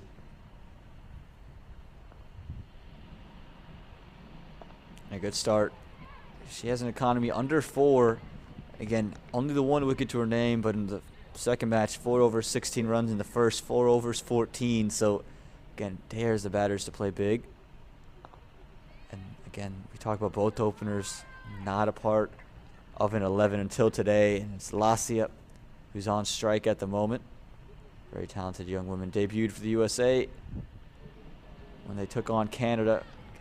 Just so young, all of these under-19 women are. It's so incredible to see the talent on display. But she's going to be looking for a good day for herself. Samaru not giving her anything to work with here. And this one angles straight in. It's drifting down the leg side, but again, just keeping Lassia off balance. Yeah, keeping her guessing. The first 2 balls on the stumps, turning away. The 3rd ball outside off stump. This 4th delivery going straight on with the arm. And this time, nowhere to go for Lassia.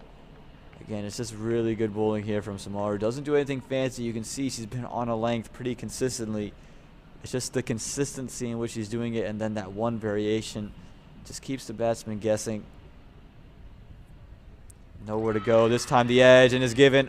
Lassia, we just talked about having to guess. This time, unable to guess correctly, finds the feather edge, and the first wicket falls here in this second over. Brilliant bowling here by Samaru. 5 dot balls followed by a wicket. So a wicket maiden kept Lassia guessing. The ball turning away from the left-hander. This one going straight on with the arm. Lassia not in a stable position, unfortunately.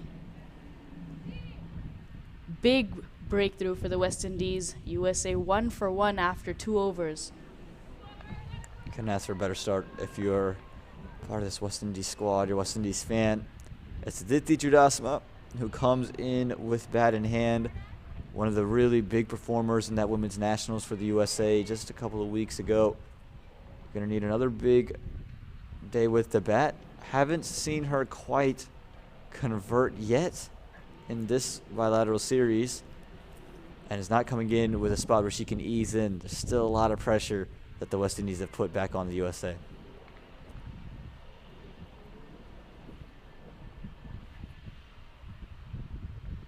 This one is the top edge. Who wants it? Will it find the hands? It won't. A vacant region there. Lucky break for Mithali Patwardhan. Just looking to take it away into the leg side. Just found a top edge that landed in no man's land. And again, that shot following a wicket maiden, maybe just created because of the pressure that was put on. Plenty of pressure here. Yes, it's hot, but the West Indies on the money. Bringing on the heat.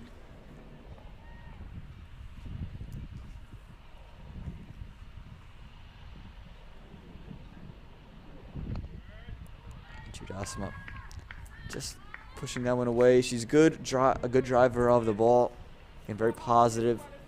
Look to score, and that's exactly what the USA need. They need just a way to keep the pressure on the West Indies. Don't want to get, again, with not a lot of runs on the board, don't want to get too cautious. Don't want to get too set in your ways and bogged down.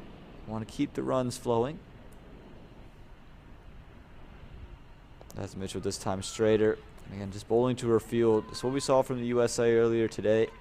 Bowling to their field. You watch the highlight package, everything in a nice little square for the medium pacers. And so far, Mitchell, she's been right on the money. Yes, Sunil Gavaskar, you were just talking about Aman taking those singles. Sunil Gavaskar talks a lot about one-run cricket, how important it is to keep taking those singles.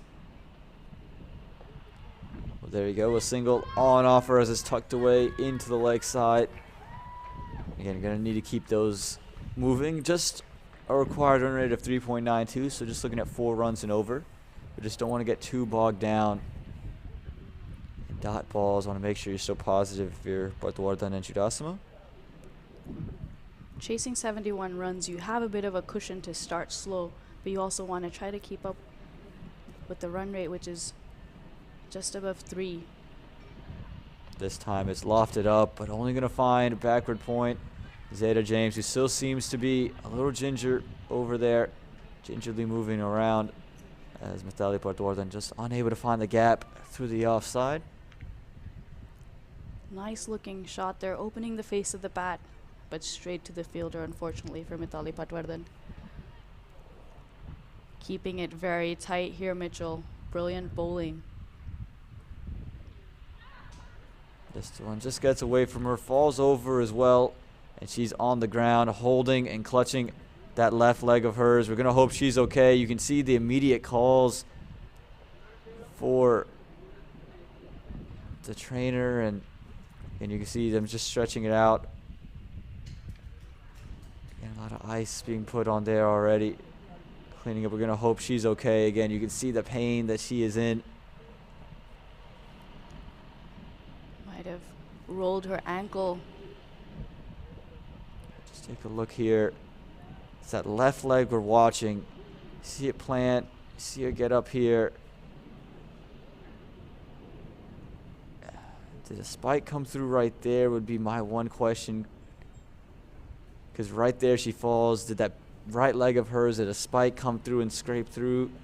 I'm not quite sure, but it was immediately down and immediately grabbing that left leg. This is a big moment in the match for Mitchell and the West Indies. She's been bowling so well, giving them the start they needed. Player of the match in the previous game as well.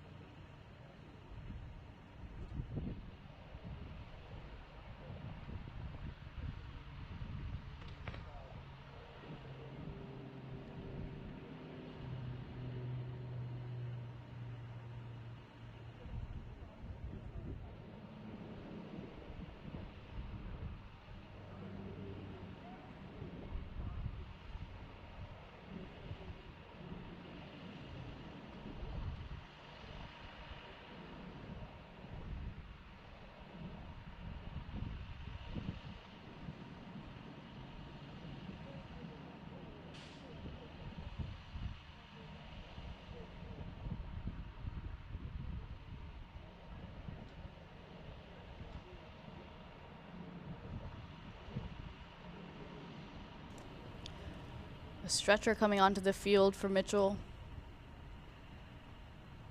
Clearly in a lot of pain.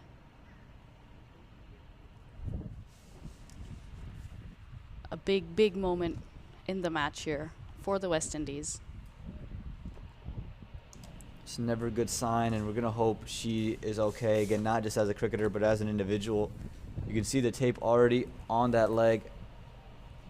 Again, this is a huge moment in the match, but again, moving beyond just the cricketing world, we're going to hope that Mitchell is all right. Such a promising future, and you can see just the immense amount of pain. Again, the emotions running through Mitchell. Again, not quite sure what exactly happened, but you can already tell it's something serious. The way she immediately clutched the leg, the stretcher out.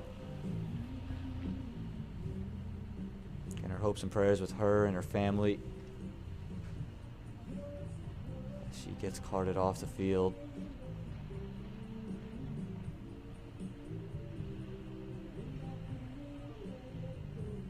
Hate to see that. It's so difficult when you get injured. And she's doing so well, giving West Indies a great start. But I hope it's not a serious injury and she's able to come back quickly. Injuries are the worst, especially serious ones, and you can see the emotions just flooding through her. Never want to miss out on any event, and again, just in some immense pain. As you mentioned, injuries, they're the worst. You hate to see them happen to anybody. And again, praying for the Mitchell family, for Mitchell herself, hoping that she's okay, and again, not just in the cricketing sense, but in any sense.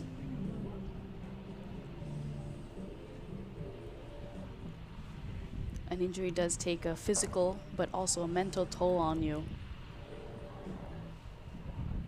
So with one delivery left in the third over, obviously Mitchell just got carted off, unable to bowl that final delivery. Gonna go to a different individual.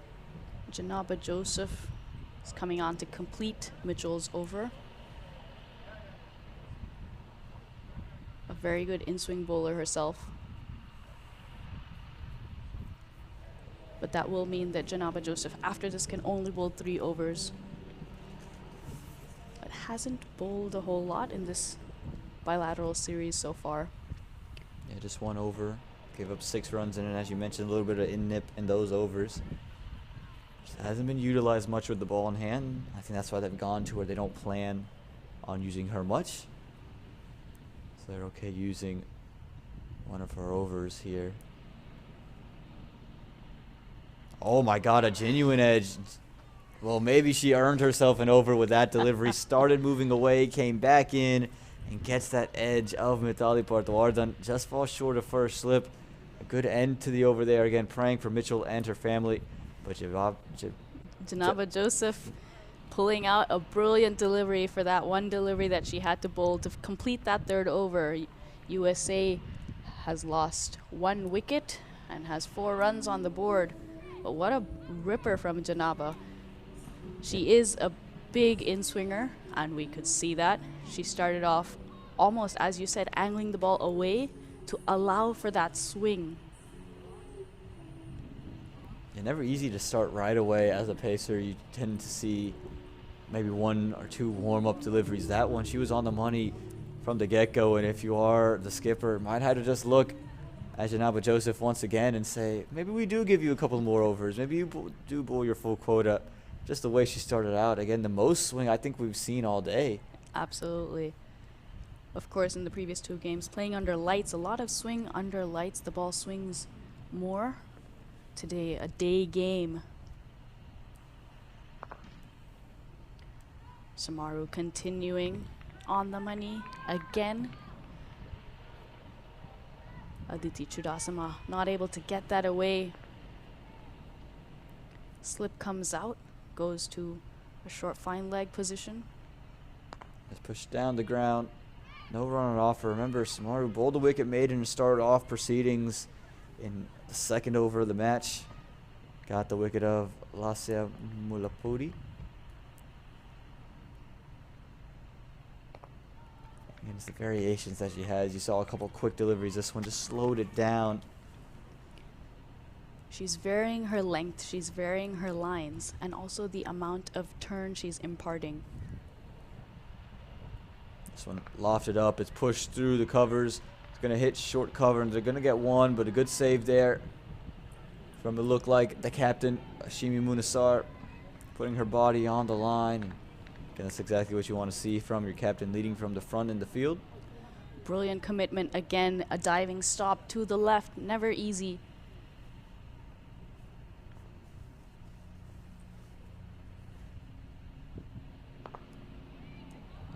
Again, nowhere to go for Mithali Parthawardan, who just hasn't looked in full flow yet today. But also the West Indies bowlers have been right on the money, haven't given the USA batters an inch. Another outside edge, gonna leak 1 run. Good, strong throw comes in, but again, Samaru, she's just been on the money. And that single will end the 4th over. It's a dream start for the West Indies. It's 6 for the loss of 1. 85 runs required, 96 deliveries. Excuse me, 65. I don't know where I'm getting this 85 runs required from. It's only 70 runs put on the board. Glasses, Aman, glasses. Glasses might be required. Maybe just a little bit more attention to the screen. 65 more runs needed from 96 deliveries. And again, the way they've started off has been really special. The West Indies right on the money. Zeta James coming on to bowl, looks like. Didn't know if we would see Zeta James with the ball in hand, just the way the cramps were taking place with the bat in hand, and it looked like in the field might have just been struggling a little bit, but they've opted to bring her on. Even now, just you can see her limping, whether she's walking or running. You can see a bit of a limp.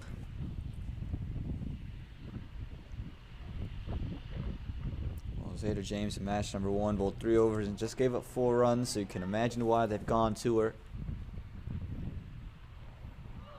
So that one finds the bottom end of the bat from Mitali Patwardhan. And keeps things nice and tight. Zeta James a little bit quicker off the wicket than you might expect. Skiddy off the wicket as well. James as well has those variations, going straight on with the arm or the turning delivery. That one just pushed to backward point. And again, for the West Indies, you knew that you had to have something like this happen. You had to have these tight overs and see if you can force wickets from the U.S. You started with the wicket. If they can pick up wicket 2, they feel as if they're in a good place as this single is scampered on through and a run out. Given there from the umpire. We've seen this already. This time it's Aditi Chudasama on the wrong end of it. A run out here. Looked like she might have been home, but the throw came in on a direct hit. And that was the difference between Chudasama being in and being out, and she's got to make the long trek back. Yes, Mitali Patwardhan guiding that to the point region. Yes, with soft hands, but the fielder there was very quick to get to the ball. You can see Aditi off in a hurry. It's not like there was any pause. And yeah, it looks like from that angle at least that the bat was outside of the crease. Again, the direct hit was really the difference. Had it had to have been collected from the wicketkeeper, I'm not sure it would have been out. Yeah, it was such a good throw, a good height directly into the keeper's hands. And the keeper just had to, as soon as she caught the ball, almost like less than an inch to the stump. So a brilliant piece of fielding there. Quick to the ball, clean pickup, flat, quick throw. Brilliant stuff here from the West Indies. We just talked about forcing wickets out. Now they just forced wicket number 2. And again, we talked about earlier, the USA just collapsing a bit at times. Are we seeing the start of one here with that run out? Again, there's no need to try to force runs. But you saw both very responsive. And Newbat comes into the middle and gets a welcome gift. It's drugged down, but momentum is not in your favor. Anika Golan, all she could do was find that backward square fielder inside the ring. That's what dots and pressure does. Also, the first few overs has gone West Indies' way. You were talking about earlier, Aman, keeping those singles ticking over. Although you're chasing a low total, it's important to keep going and not, as you said, get stuck in or too conservative. Because sometimes it can be difficult to switch gears. So if you're going in first gear and not getting a lot of singles or boundaries, it can be difficult to push on. And at the end of 5 overs, it's 6 for 2. West Indies, a lot of hard work, good work, they've also planned well. Something I've noticed is earlier their mid-off and mid-on fielders were on the circle in the previous games, and the U.S. batters would push to mid-off and mid-on and take a quick single, whereas today those fielders are a few steps inside. And those few steps inside, just the difference we saw on the end of that last over. Golan just pushing it over to mid-off, but because that fielder was inside the ring and a couple steps inside, there's really nowhere to go. And again, not wasting any time. All the spinners are getting things to move fairly quickly. Samaru continues with the ball in hand and not giving Mithali Patwardhan anything. We've seen 3 deliveries with the same result, being pushed to that short cover fielder. It's like only 3 people on the field right now, the bowler, the batter, and the extra cover fielder. This time it's back to the bowler. Maybe you don't even need that third individual. It's just a 2-man game at the moment. Yeah. And Mithali Patwardhan, she's been put in a box by Shalini Samaru.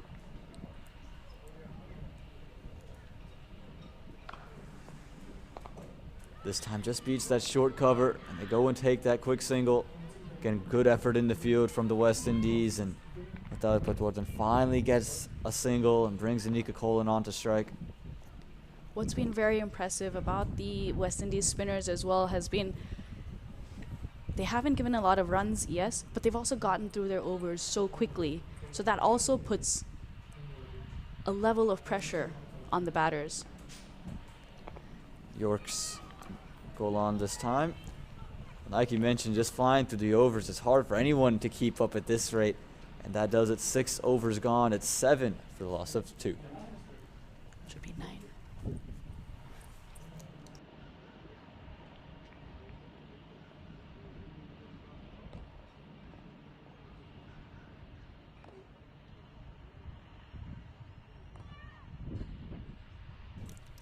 At the end of the power play, there's only 7 runs on the board, Shivani.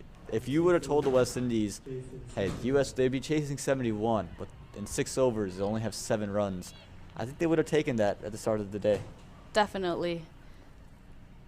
The run rate, the required run rate at the beginning of the innings was just a little over 3 runs and over, and now it's more than 4.5 runs and over. And this one pulled into the leg side. Gonna find deep mid-wicket. They thought about 2, but just gonna settle for 1. It's a good start to the over for the U.S. You got a single. Now it's about continuing to get singles, not just 1 single. You're not chasing 21, you're chasing 71. You're gonna need it pretty consistently. Anika Kolan, someone who at such a young age, really impressed with how much experience she has debuting for the USA. But right now, Zeta James, she's just been too good for anybody in the middle. Yes, Kolan, also a good player of spin, likes to use her feet. If the ball is tossed up, we may see her step out as well. But you can see that's why Zeta James has elected to go quicker, back of a length, and another sharp single taken. There was a chance of a run out there, but Kolan was off in a hurry. Yes, needed a direct hit there from mid-off, especially since Anika Kolan played that off the back foot, so takes a second or so longer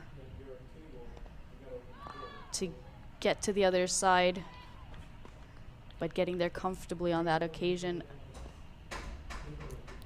Again, you can see the batters now just kind of bumping and running, just touching the ball, putting it into an area, electing to take off. This one a drag down, pulled into the leg side, gonna beat that fielder there, and he's gonna beat the fielder out in the deep for 4 runs. A much needed boundary, some ease of that pressure off the bat of Mithali Patwardhan, moves the score to 13 finally in the 7th over. Short on the leg side, but had to be put away, and Mithali Patwardhan does just that, beating the fielder inside the circle, and that deep square leg fielder didn't have a chance. Nicely placed there by Mithali. Makes this over a 6-run over, and they needed that after a lot of quiet overs. This one is just left alone. Again, that boundary and the 2 singles helps the USA in quite a way. They're back up to maybe on par. 7 overs gone. It's 13 for the loss of 2.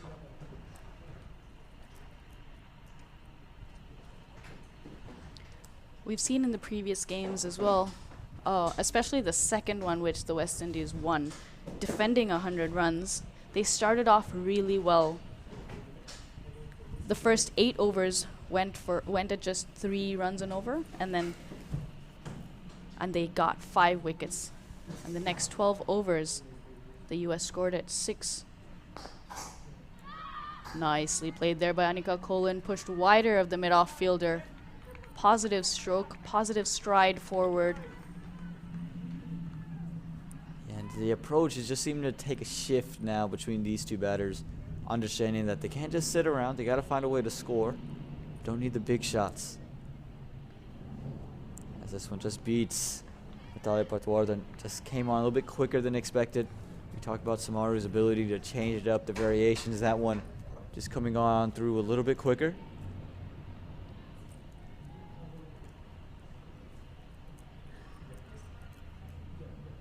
This one tossed up and beats Mithali Patwardhan under the bat. We've seen it a couple of times already today. She's played over the ball, once again doing so.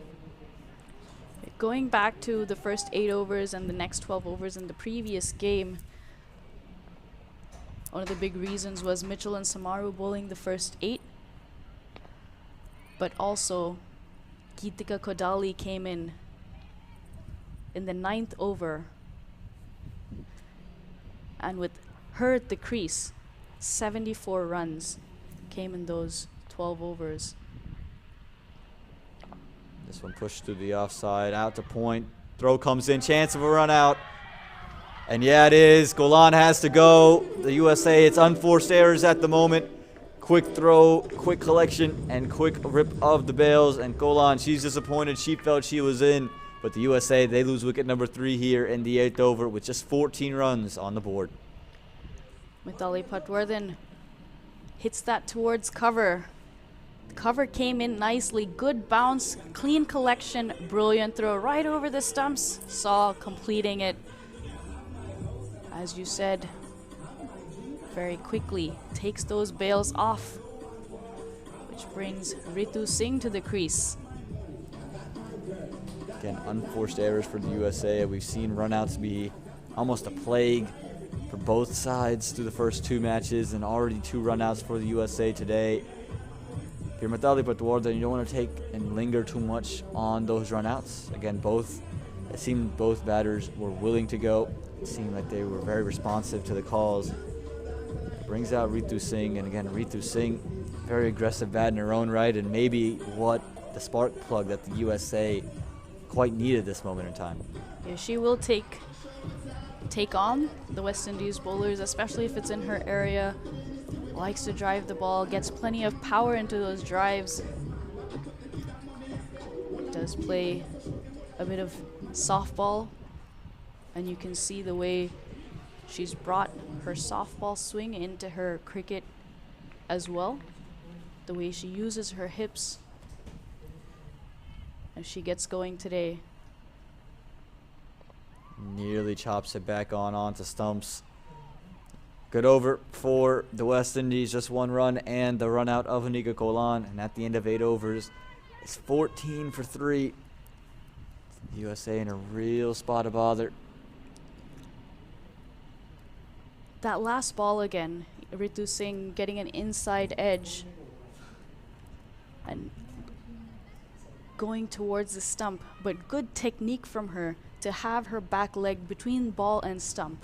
So when even if she got that inside edge, but her leg was in the way of the ball going and hitting the stump. So that was very good technique. Short down the leg side and missed out completely. Mithali Patwardhan gonna feel disappointed. It's where she scored her lone boundary today. It is a wide, so it is a gift of a run. But if you're Mithali, you're just gonna feel that should have been placed away to the boundary ropes. This time pushes through the offside. The quick single there. Ritu Singh could be in trouble. Wonpy gets there with a dive in the end. She wasn't as responsive to that call initially. And you just thought that throw come in onto stumps. It could have been a third run out for the USA. Zeta James bowling well here. Almost seemed like, so every time Zeta James has bowled a little short, whether it's been on the stumps or leg stump or angling down the leg side, Mithali Patwardhan has gone to. Well, this one's in the air. It's over the top of short mid-wicket. It is going to be one. We already talked about Ritu Singh, aggressive bat, someone who's going to want to go after it. You mentioned plays a little bit of softball, also does gymnastics, so a very strong individual as well. But every time the ball's been short, Mithali Patwardhan has gone to pull or sweep the ball. And it seemed like on that first delivery, yes, it was a wide, but Zeta James almost looked like she wanted to bowl a short but quicker ball for Mithali to play the same shot. This one just pushed back to Zeta James, and perceptive there, because again, we already saw a top edge from Mithali Patwardhan trying to play in that same general area. Could have just been trying to do something similar. This one down the leg side, it's up in the air, but it's over the top of the leg side. That's going to run all the way to the boundary for 4 runs. We've seen her hit a boundary in that same area. Does it once again off of Zeta James. Mithali Patwardhan, she knows she has to play her beginnings and is just getting things going. Brilliant placement there. There is a deep square leg fielder in position, but going above that short fine leg fielder. And once it passes that fielder, there's no stopping that ball. Nicely played there by Mithali. Exactly what the doctor ordered for the USA. Make it a 7-run over, their biggest of the day. Again, we just saw a 1-run over previous. And this one again short. This one cut away through the offside. Ritu Singh does respond to the call. They are going to get a quick single away to end the 9th over. So Mithali Patwardhan, she will retain strike, and at the end of 9 overs, it's 22 for the loss of 3. So Shabani, it was a dominating start for the West Indies. In the USA, they've kind of brought things back into play. This stage of the game, who are you favoring? Would you have to say that the West Indies are still in control, or is in the USA with a couple of boundaries as of late have gotten things back into their favor? It looks like the USA have gotten things back into their favor. 22 for 3. Yes, they've lost 3 wickets, but they do still have plenty of batting to come. You still have Captain Geetika Kodali, who hasn't been dismissed in this series yet, who's also been scoring at all over 100 strike rate. Has been very positive with her batting style. This one is going to be pushed in, maybe an outside edge through the offside. At least a couple of runs for the USA giving chase, and they are going to be able to save it from being a boundary. But it is 2 runs. You can see Mithali going for that big drive, finding an outside edge, but more positive intent here from Mithali Patwardhan. No slip in place and a big gap behind square on the offside. Zeta James chasing that one, but still struggling with her leg. And maybe that's why they've gone to her so early, just trying to give her her full quota in now, and then maybe just take her off afterwards. Again, such a good fielder, but with the cramps in her leg, I just want to get her off and get another fielder on. This one left alone from Patwardhan. Also, if you've pulled a muscle, which is what it kind of looks like since she was icing her thigh, it's easier to get through your overs when you're warm. If you are taken off and then you have to come back, it can be quite difficult. Fine leg comes out and goes into a pretty straight third man, and now being pushed out to a more genuine position. Another drive here from Mithali, but just fine short cover. Again, Ramnath, smart bowler, understands what Patwardhan wants to do, the kind of mindset she's in, and you can see the way she's just attacked it.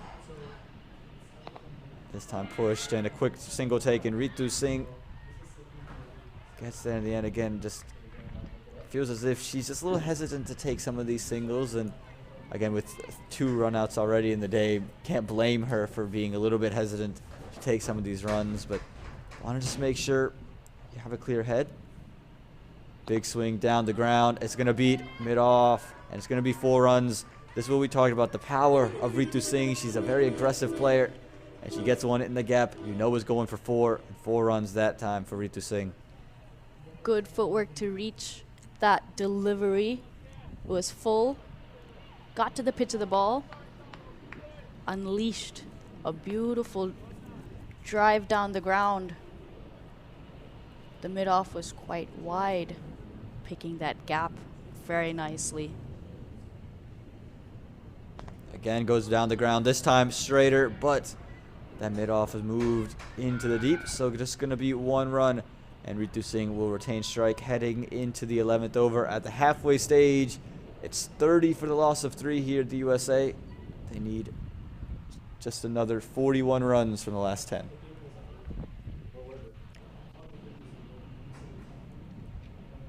After the first boundary, Munisar sent mid-off back to long off, and you immediately saw a change. Ritu Singh went straighter, whereas the previous one, she went more towards mid-off.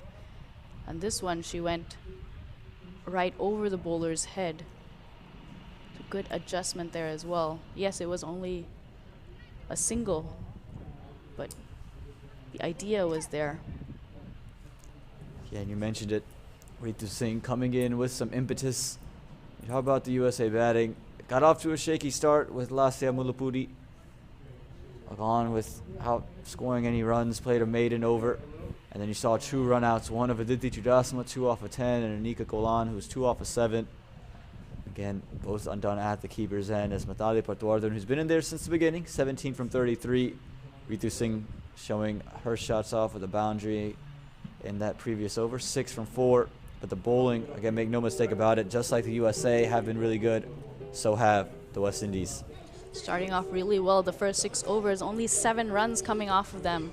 But after that, bowling changes, and also the fact that you can have more than 2 fielders outside the circle. You can have 4 fielders outside the circle, and they have sent some of the fielders back, which are also presenting more single opportunities.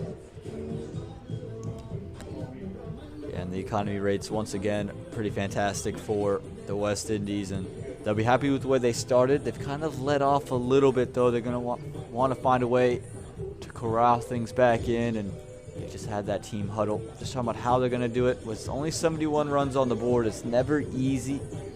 It is doable, and 41 required from 10 overs, and if they can just find a couple of overs of brilliance the way they have in the first 7, well on their way. But you feel as if you have to break this partnership, but Dwardhan's been out there for quite some time, and Ritu Singh, aggressive nature, you know she can change the game if she's in there for 20-odd deliveries. Absolutely.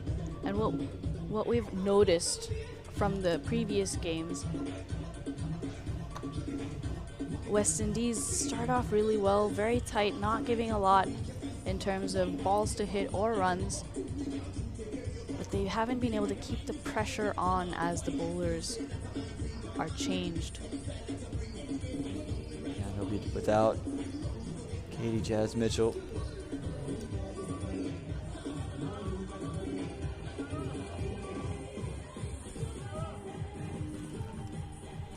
Who was carted off earlier, and skipper, she's brought herself on. It's a Shimini Munisar.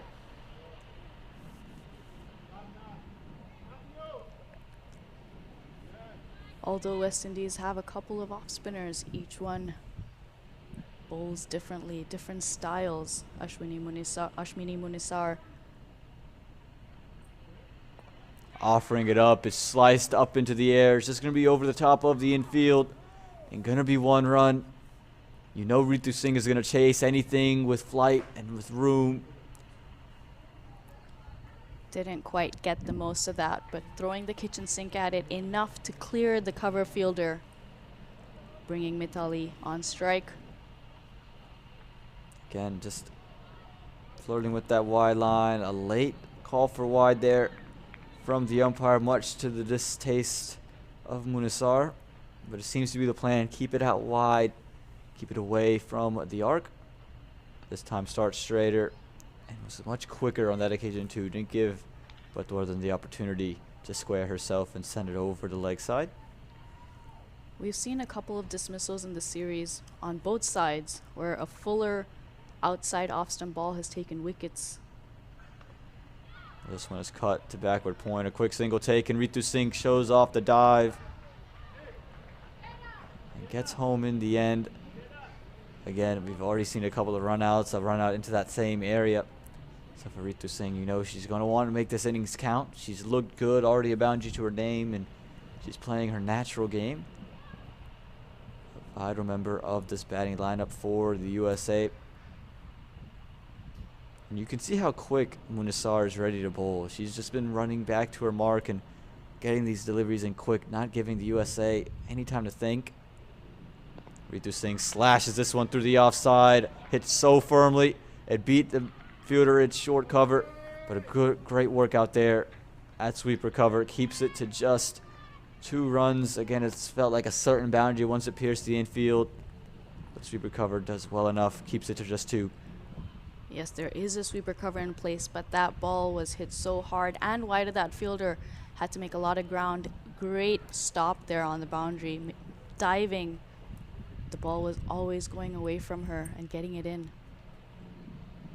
Again, chasing this time. Just losing a bit of shape. Ritu Singh, we talk about it so much, how important it is to keep your shape even when trying to strike it powerfully. Very well bowled by Munisar, not full enough. This time follows Ritu Singh. Try to tucks it down the leg side, but instead going to be a wide delivery. And you can see Munisar always thinking, always trying to keep the batters off balance. You saw a couple of flighted deliveries, some quicker, some wider, and now one straighter. This one looked like it was intentionally directed into that area, and Ritu Singh wants to. And she goes and gets to. The dive comes out. Gonzeta James, who is just struggling over there, unable to get to it quickly. An interesting way she played that shot, though, Ritu Singh. It felt like Munisar slowed that ball down. So it flighted it a little more. The ball didn't quite get to Ritu Singh as quickly as the previous balls did. And it looked like she pulled up. She was looking to go hard, but reacting to that ball and just guiding it. After 11 overs, USA are 38 for 3. Yeah, good over that for the USA. 6 runs coming from that over. Exactly what they needed at that stage. And when you talk about the USA, again, just have to find ways to keep the runs flowing, and Ritu Singh is going to make sure of that. But Butworthen has looked in better touch and starting to find some rhythm as Ramnath comes back in to bowl her second. The first went for 8. Butworthen attacking that short mid-wicket. They go and they don't go take that single. They thought about it for a moment, but Ritu Singh sends Mithali back. Probably the right call for the USA, who can't afford to lose a 4th wicket, especially a 3rd run out would just really be detrimental to the running between the wickets. This time goes to the offside. Another genuine edge is going to beat the wicketkeeper, and going to be at least 1. They're going to come back for 2. And they're going to go ahead and get 2 as well. It's not the first time we've seen that edge. And yes, we've seen a few edges, and especially when you're trying to defend 70. You need to go for those wickets. Maybe a slip. Yes, they are getting those boundaries, but when you are getting opportunities at slip, your bowlers are bowling good lines. You need to look for those wickets. Incomplete agreement there. I'd like to see that short third come into slips, as this one is pushed into that vacant cover region as they just sent sweeper cover back. Just going to be 1 out in the deep, but if you are the USA side, you'll be very happy that the sweeper cover is out there. It just gives you that opportunity to pierce that gap with anything that's wide or maybe even on off stump. Just can push it into covers. It's the difference between the power play and now. In the power play, you're only allowed 2 fielders outside, and for that, they bring in that sweeper cover. The cover is inside the circle, creating an offside cordon, and it's difficult to pierce that. But with that sweeper cover going out, that single is on offer. This time flighted up and looking to play a big shot. Missed from the wicket keeper. Throw goes into the bowler's end. They're able to get one. And they're going to go get two. Another one off overthrows. It's good awareness from the USA side.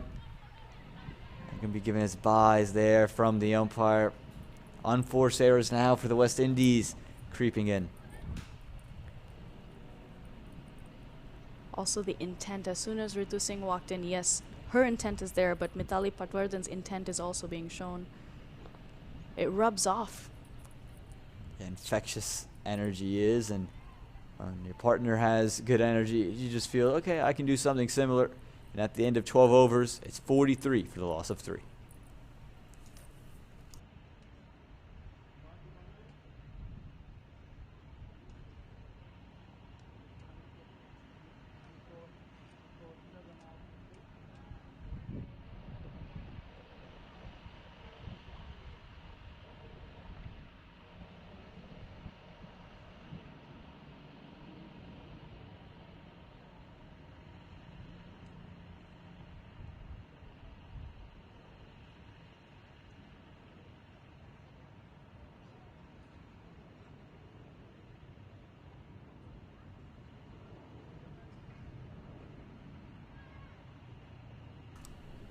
So we welcome you back here to Broward County Stadium.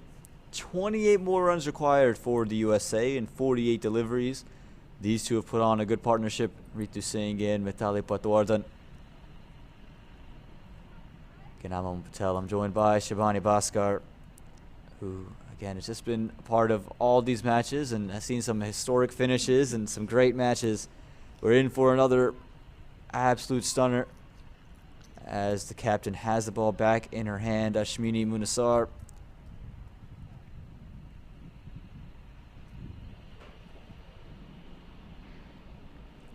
As this one, was that another nick off of the outside edge from Mithali Patwardhan that will not find the hands of any of the West Indian fielders. The reaction of the captain said it all. Fortunately, the keeper, a big deviation for a keeper to take, definitely. This one pushed back down the ground. Good effort there from Ashmini. Couldn't get all of it. Keeps it to just one. And again, you mentioned it earlier. Would love to see a slip come into play. Absolutely brilliantly bowled. Tossing it up. Getting Mithali to drive. Taking that outside edge. Just missing the keeper's gloves. And I can understand for Ritu Singh having that short third, just the way she's swinging through the line. But for Mithali Patwardhan, we've already seen 3 deliveries in that first slip region. I feel at some point you're just missing a trick if you don't bring it in. This one a big swipe, but a miss there from Ritu Singh. Again, we know she's going to be aggressive. She's not going to sit back and just look to stroke the ball around. She's looking to score in boundaries. Munasar just looking for that wicket that could just turn the game back in the favor of the West Indies. This time much straighter. It's pushed out to wide mid-off, and a little bit of a fumble makes it an easy single. And still no slip in play, Shabani. Doesn't look like there's going to be either, Aman. But a good partnership here for the U.S. This one cut, but cut straight to the fielder. No run on offer, and Munasar is so sharp, so quick through her overs. Ends that over fairly quickly as well. And at the end of 13, the score reads 45 for the loss of 3. Also the importance of intent, especially when a batter is able to get singles or boundaries. The other batter, who may have been struggling, now isn't looking to take any risky singles or suicidal runs. And you can, especially when chasing a lower total like 71, you can take your time a little more when one batter is going well.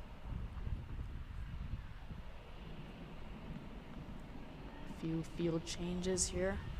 And Janaba Joseph comes into the attack. Yeah, I thought we might see her earlier with the way she started with the ball. A brilliant in-swinger that was another edge off Matali Patwardan. But if she can extract some swing here, she could just change the game for the West Indies. Bowled that one delivery for Mitchell when she was carted off. It starts with a no ball there, a full toss. That's definitely over the waist. So Ritu Singh, who's already naturally aggressive, gets the freedom to just swing wherever she wants. Again, not the greatest of starts there for Janaba Joseph. No, going to keep that ball full. Ended up being a high full toss, going straight to the keeper. And again, we've seen it time and time again. Free hits don't always lead to runs. Got to keep her shape here, Ritu Singh. Already such a good timer of the ball. Look to go straight back, but misses it altogether. Good comeback delivery this from Joseph.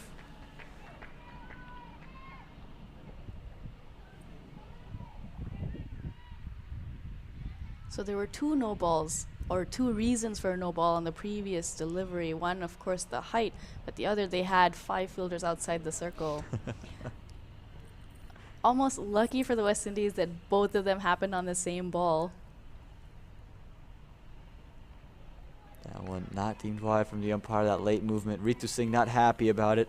But as you mentioned, almost lucky that it was a high full toss, because had it not been, I'm sure there would have been some very angry voices from not only the dugout, but maybe in the comm box. I mean, how could you let that one happen? It happens more often than you'd like it to, especially when a fielding team is under pressure. This one is deemed wide. Joseph, no swing on offer for her at the moment. She's going to just want to start straighter. That's why she's been brought on, because she just is able to pitch it up. Wicket taker. They would have to just start closer to the stumps with no swing on offer. It is the 14th over, so less chances of that ball swinging. And it's been hit around a little bit, scuffed up when she came on to bowl that final ball of Mitchell's over earlier. This one flat bats it straight to that fielder at mid-on. No run on offer. Again, you can see consistently Joseph, her plan is to be full. It almost feels like a wicket-taking ploy, trying to dare Ritu Singh into a false shot, maybe find an edge. And again, if you are the West Indies, you know wickets are key. You got to keep new batters coming in and coming out. Full straight Yorker delivery. That's the best delivery we've seen since that in-swinger she bowled. Beautiful ball there. Also good to see Mitchell back on the field. She is at mid-on. Great to see that, and it's good for her as well as her team. Just happy, great that she's okay. Swing and a miss there. The West Indies could also look to her to bowl some in the death. Haven't been able to do that because she's been bowling 4 on the trot. As you mentioned, first and foremost, it's just great for her personally. That is nothing too major. A few good balls here from Janaba. But USA keeping up with the run rate again now. This time bat on ball up in the air over the top of cover inside the circle, and it's going to be 4 runs all the way down the boundary. We've seen Joseph keep it full. This time the width was on offer in Ritu Singh's arc, and she sends it all the way down the ground for 4 runs.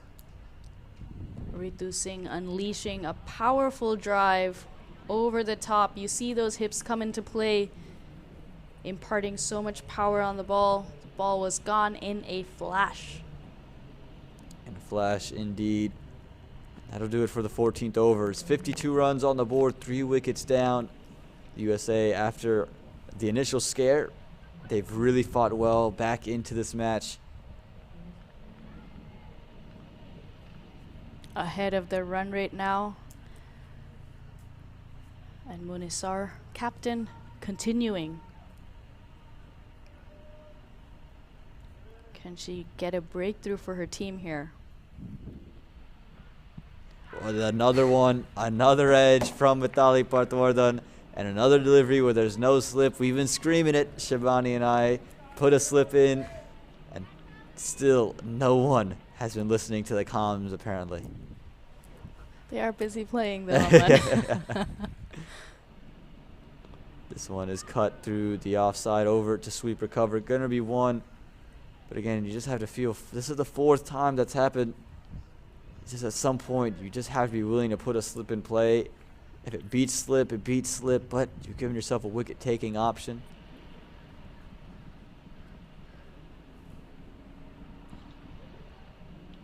Ritu Singh just backed away from that one, tried to step back onto it.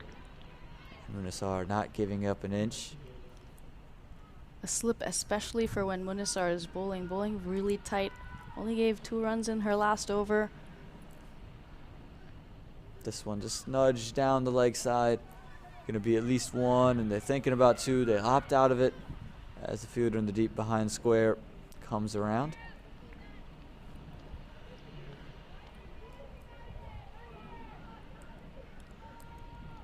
The West Indies need a wicket to get back into this game.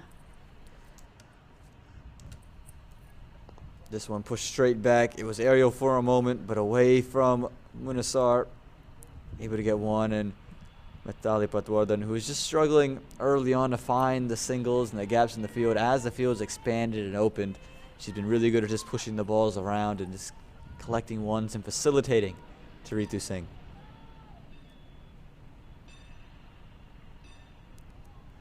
Looked like in 2 minds that Ritu Singh, just a touch slower there for Munisar. A good end to the over. 15 overs gone. 54 for the loss of 3.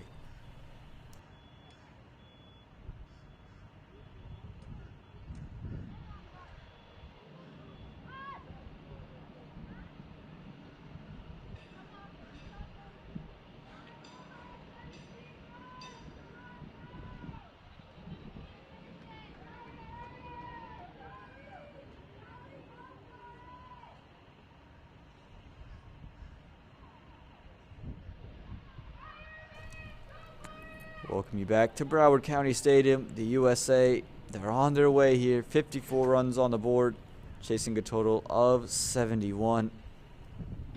And the West Indies are just going to go and find all their options. And they've elected to go to Wilmot. Kate Wilmot, she's going to be in with the ball in hand. Hasn't bowled yet today, but here in the 16th over, they need any type of spark plug they can get. And they've turned to their pacer. Wilmot opened the bowling in the first game. Expensive. Struggled with swing, but now coming in at the back end. Not much swing on offer. It'll be good to see what she can do here. Yeah, like you mentioned, just struggled controlling her line when the ball was moving. But now, without any movement on the ball, can bowl nice and full and straight. And not have to worry about the ball swinging up in the air. But the one thing she has to worry about is getting into the wickets column straight away. Have to break this partnership.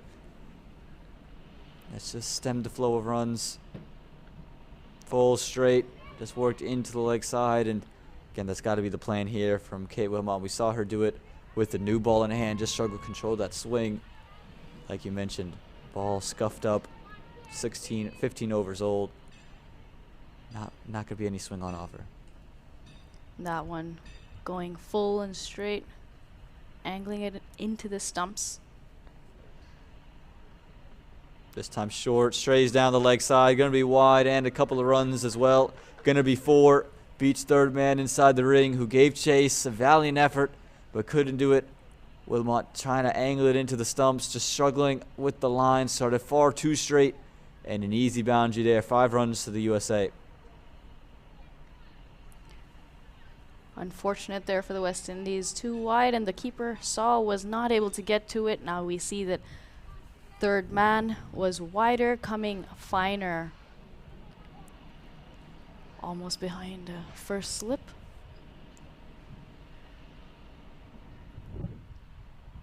This time a slower delivery right on the toes. They go for the quick single. Ritu Singh in a bit of trouble. And another dive being brought out from Ritu Singh. Again, we've seen her on consistent occasions be hesitant to take that single. That time nearly resulted in a wicket, but she's put out the dive 3 or 4 times and been safe all 4.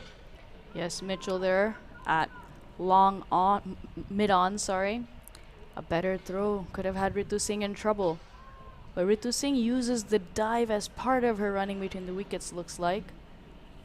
Someone who did that on a consistent basis in the men's game was Mike Hussey. While he was running between the wickets, he would also consider that, okay, I've hit it to point, or the ball has gone to point and I'm running to the striker's end. If I dive, I'll make it, then it is a run. He didn't just use it as a last resort or a way to not get out, but also just in his regular running between the wickets. Vast cricketing knowledge, and we've already seen Geetika Kodali compared to MS Dhoni. Now Ritu Singh compared to Mike Hussey, and again, I'm sure all of these women are going to have great things to say about Shivani Bhaskar after listening to the broadcast and the way she's talked about him. Well, Zeta James was also compared to Jadeja. There you go. This time down the leg side, but finds Ritu Singh on the way through. She's just looking to maneuver it over, and this isn't a bad length, I think, for Ritu Singh, who genuinely likes it fuller and likes to swing off the front foot. Keeping it angled in, cramping her for room, might not be a bad ploy for Kate Wilmot. Don't give her any room. We've seen what she can do when the ball is pitched up, and if you give her width, she can either hit it through the offside or convert it to the leg side. Oh, this time going to be another wide, and at least going to be 1 run out in the deep. Went for the Yorker, missed it. Goes through Saw's hands behind the stumps. And the over that just won't end for the West Indies, as there's another wide here, another delivery to be had for Mitali Patwardhan. Kate Wilmot has potential, has pace, struggling to control her lines, unfortunately. Again, struggling. This time, going to find Saw's gloves. Another wide in single digits now for the USA. Her Yorkers look threatening, but not able to bowl them on a consistent basis. And it is a good experience here for Kate Wilmot. Again, there's no experience quite like match experience, and while she might be struggling at the moment, and yes, leaking runs, you only can get better from these types of experiences. You know what not to do and how to fix and adjust and learn the kind of strides you need to take in your own game. As this one is chipped up, but just going to fall short of short mid-wicket. So that is going to be the end of the 16th over. 63 runs, 1 delivery to go here in this 16th over. With 1 delivery to go, just 8 runs separate the USA from the victory line. This one, an inside edge, just evading the off stump. It feels like it's Mitali Patwardhan's day, because edges have not been finding anything that the West Indies want it to be. Now at the end of 16, it's 63 for the loss of 3. 8 deliveries from 24 balls. It's almost set up and set in stone at this point in time. All but over. Kate Wilmot looking good. Her good balls, her legal deliveries have been very difficult to get away, difficult to play. Unfortunately, a bit wayward, but a lot of promise. Captain Munisar continuing. Yeah, speaking of Kate Wilmot, there's a reason she's here, because you can see it just with the eye test, with the way she can come in and bowl. And again, her legal deliveries, as you mentioned, they were hard to put away. They weren't easy to get it going. It was just a couple of extras, and those have to be controlled, and she'll be looking to control those as we head to the last 2 matches. Of course, 1 tomorrow, 1 on Sunday, so make sure you stay tuned for those. As Ritu Singh goes up in the air, who wants it? Yes, it will find the hands of short cover. It's going to be Janaba Joseph. Safe pair of hands, and Maybe a little too late for Munasar, but she'll pick up her first wicket here in the 17th. Ritu Singh continuing to be attacking. Again, that wide delivery outside off stump. Fuller doing the trick. We've seen it happen a couple of times already in this bilateral series of wide, full deliveries, getting wickets caught at point cover, and this time extra cover. But Ritu Singh doing the job for the U.S. Yeah, Ritu Singh came in when there was again, a real spot of bother. You're 7 for 2, and Ritu Singh walks into the middle. And she's able to come in and just steady the ship a bit, score some runs, put pressure back on the West Indies, and we'll go from one big hitter to another. Snigdha Paul, who comes in and also plays softball, had a great piece written about her in a local Dallas newspaper. Enjoyed reading that piece, and she explained how it's kind of wasn't a $1 million arm situation of how softball came to cricket. More of just a love. And Shabani, it's another edge off the bat of Mithali Patwardhan now in there, and Slip would not have taken that catch. Yes, to be fair, it would not have. It would have gone over Slip. But yes, an edge. So we do give credit. We're not just mean over here in the comp box. We do give credit where credit is due. Snigdha Paul, the left-handed slugger, as they'd say in softball. She has the bat in hand with just 7 runs separating the USA from the finish line.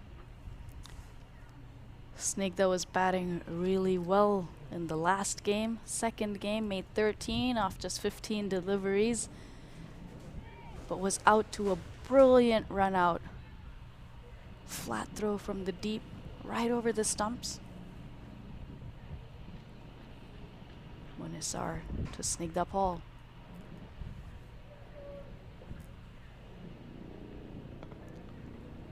Just going to find cover. And again, that's just what that wicket could do. Again, I don't think it changes the outcome at this stage. You just slow things down and maybe just create a little bit of pressure, and the West Indies could just make this one an interesting finish. This one is squeezed out. Is going to be one. Thinking about the second, they elect against it.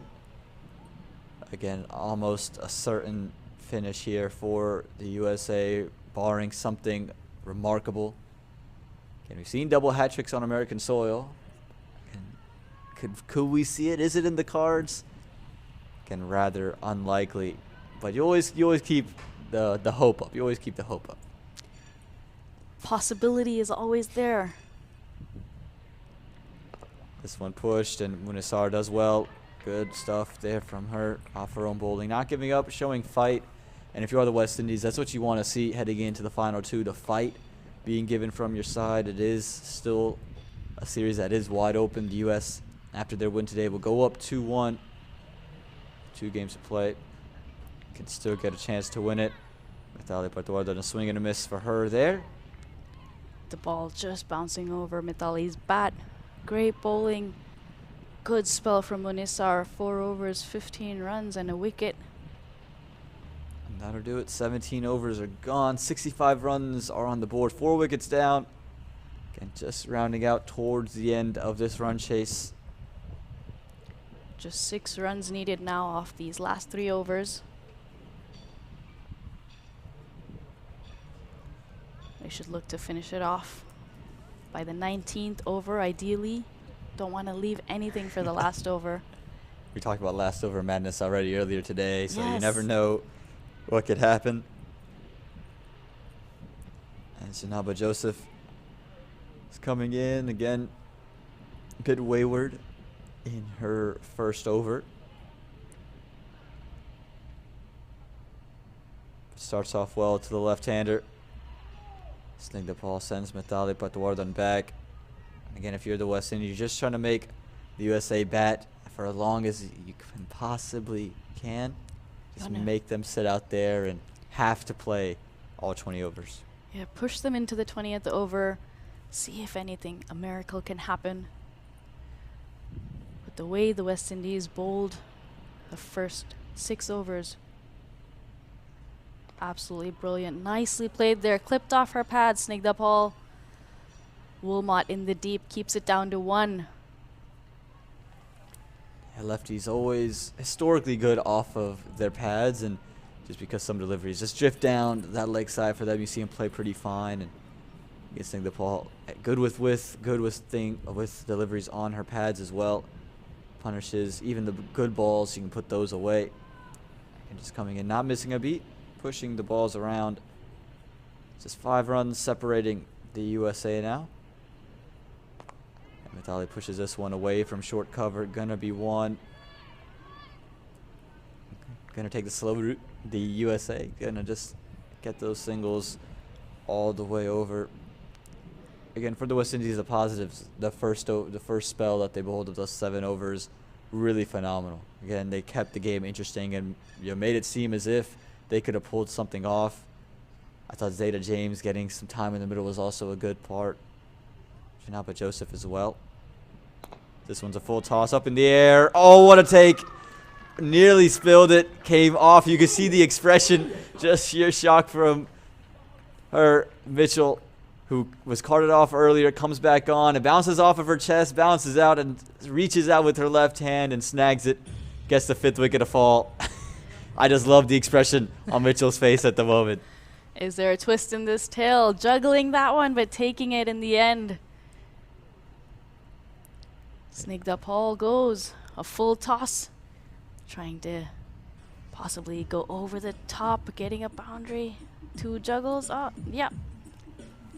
And again, just look at the expression at the tail end of this thing. She can't believe she almost spilled that one. But that brings out Tia Gonzalez. She'll be at the non-strikers end to start things off. And then is there a twist to be had as Joseph strikes here in her 2nd over? This one pushed and no run on offer. Again, the West Indies are going to show fight. Highly improbable as it is just 4 runs separating the USA, but you never know in this game of cricket. It's a funny game, this. There's always a mathematical possibility. This one is also aerial. Who wants it? It's going to fall short of long off. If that wicket goes, you're talking about a very different game. But it's 3 runs left for the USA at the end of 18. It's 68 for the loss of 5. The catch again and her expression. Yeah. Yeah. Just right there, just stunned, just too stunned to speak. Would have really been shattered with herself had she put that one down, but takes that catch. I'm sure we've all had those moments. I know I have, where it's just kind of fumbling around. You can't believe that it's fumbling around. But it's also good technique. The ball was coming at speed. She kept her eyes on it, and the initial height at which she was trying to take the catch was good, which allowed her to hold on to it in the 2nd attempt. And that juggling act will give her the ball in hand. And can we talk about bowling those death overs? She was hard to put away. She's the reason that the USA were only able to get 7 runs in those first 7 overs. Misses a run up here, but like we say, cricket is a funny game. If she can bowl a fantastic 19th and keep 3 runs to be had in the 20th, we're in for an absolute treat. A maiden, a wicket maiden, a double wicket maiden can make this game very, very interesting. This one pushed down the ground, gonna be 1. And it'll bring Tia Gonzalez on to strike. She'll get her first stay in the middle. Mithali has been good. Yes, started slow, but once Ritu Singh came in, 2 of them putting on a good partnership, anchoring the innings here for the US. 54 balls, 29 runs, but the important thing is those 54 balls. She stayed out there, not losing her cool. Yes, involved in 2 runouts, but stayed and taking the US home.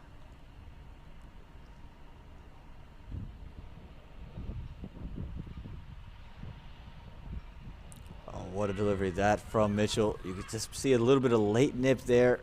Able to sneak a run away. So scores will be level now. leg bys for Gonzalez.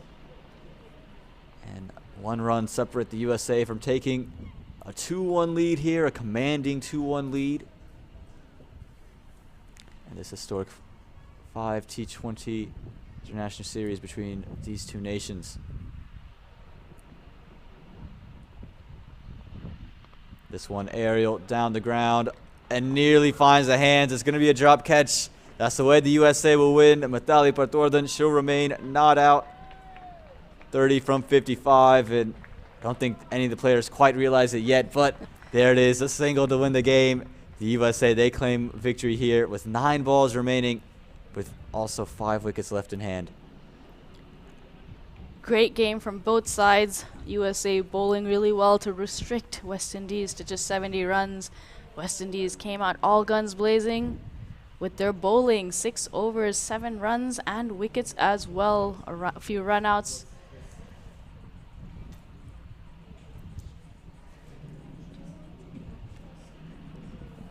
Quite a few wickets right at the top. But after that, Mithali Patwardhan and Ritu Singh, a solid partnership there, catching up with the run rate. And then Snigdha Paul coming in, contributing 2, and Mithali Patwardhan finishing it off with 9 balls to spare. Yeah, take a look at the bowling card. Good performances all around. Katie Jazz Mitchell, again, had that injury that was unfortunate. Bowled 2.2 overs, gave up 6 runs. You had a wicket for Samaru. You had a wicket for Janava Joseph as well, who was very economical, 2.1 overs, 9 runs. And the captain bowled out her 4 overs, 15 runs, and a wicket to her name as well. A good display from the West Indies, like you mentioned, restricting those first 6 overs, just 7 runs, but just a little bit too late in terms of when the wickets came. Unable to take themselves over the line. So the USA, they get a win here in this 3rd T20 International between the two sides. Again, with the ball in hand, Snigdha Paul took 3 wickets. You had Mithali Patwardhan, 30 from 55. Really special stuff from the USA on both sides of the ball. Yes, and of course Janava Joseph and Zayda James there. Samara Ramnath for those 70 runs, but USA started off brilliantly with the ball and kept that pressure throughout the innings. Yes, only 4 wickets fell, but they didn't really allow the West Indies batters to get away, so restricting them to 70. Had Mitchell maybe not gone off the field at that point, not gotten injured, the story may have been different. Was brilliant at the top. Yeah, with Samaru as well. It absolutely was brilliant, Mitchell, and again, had she not been carted off, would have maybe been a different tale. We enjoy giving you coverage so far today, but don't go anywhere. We still have the post-match presentation where we'll decide the player of the match and just get to hear from both captains as well as that player of the match. Don't go anywhere. We'll be back shortly with that presentation.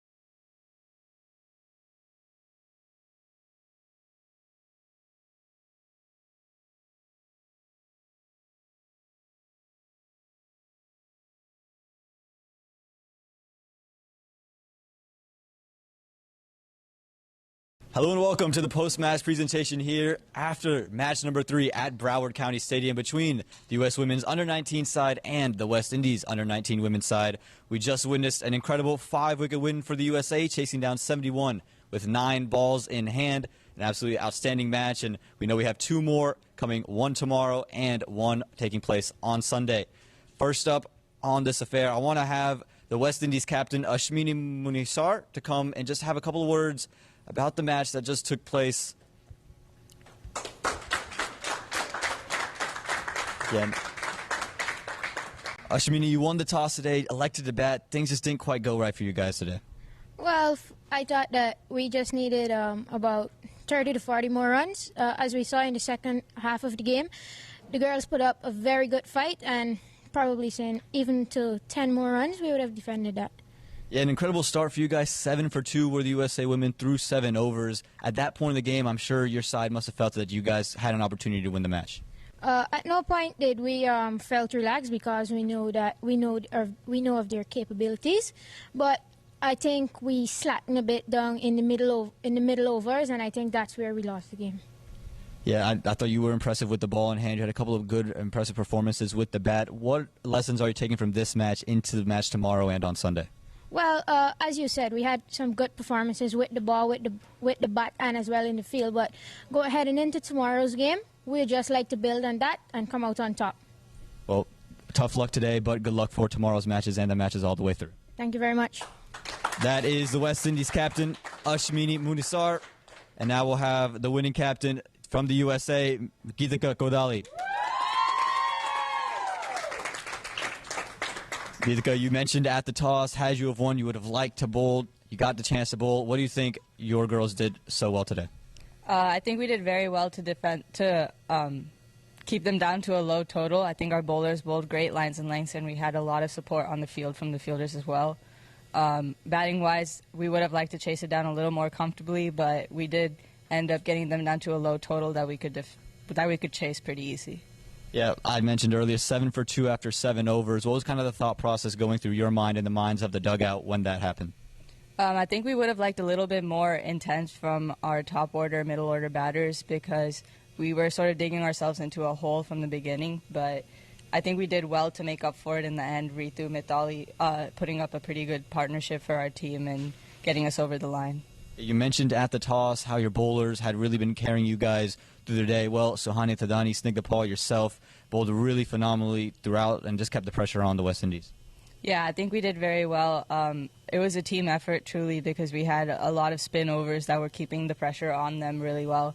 But I was glad that our pace bowlers and spinners could work together and keep them to a low total today.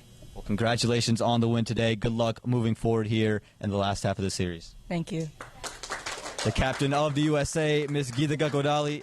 And now we're going to present the SMK Global Player of the Match. But before I do that, I do want to call upon the woman who will be presenting that match out, Miss Ann Brown-John, the chief selector for the West Indies women's and girls team. Big warm welcome for her. And we'll go through this 3-2-1. And in third place, it was Ritu Singh in consideration for her 20 off of 28 with 2 catches in the field as well. In second place, it was Mithali Patwardhan, who was 30 not out off of 55 deliveries. But the SMK Global Player of the Match, it's Miss Snigdha Paul, 4 overs, 16 runs, and 3 wickets to her name.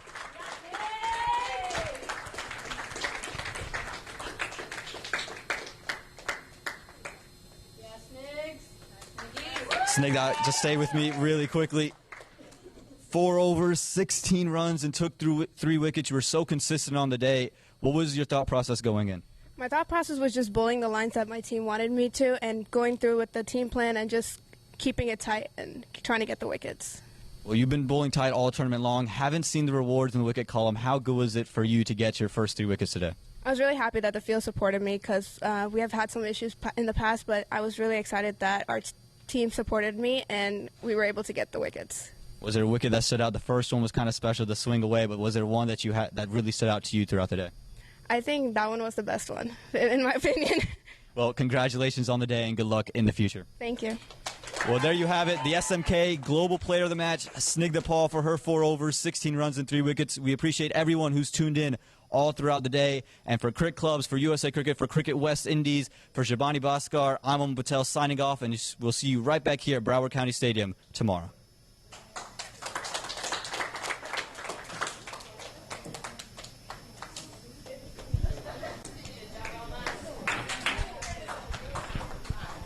I can turn this off right now.